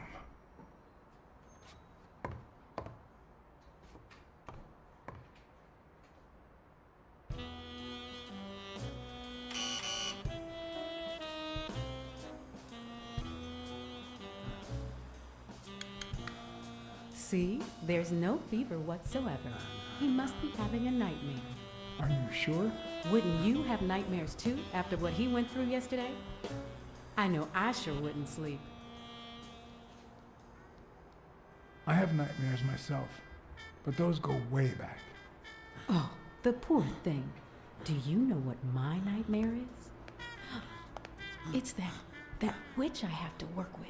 Oh, good thing she's got trauma surgery at 12:30, but I wish it were a little sooner, you know? Anyway, thank you for letting me know, and for bringing him in. You don't know how excited I am to be involved in a criminal case. It might not be important, but I need to take a look at his medical report.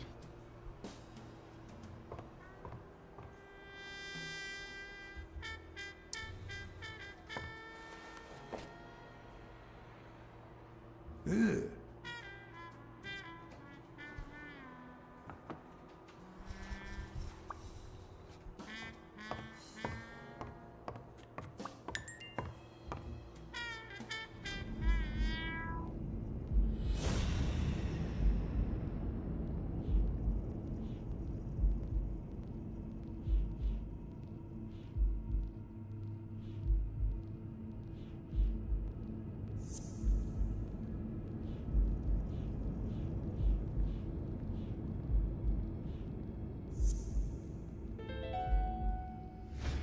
No, the footprints don't match.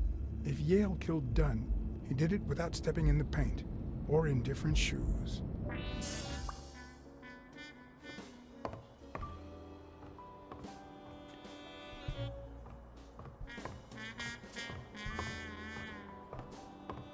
I really should stop.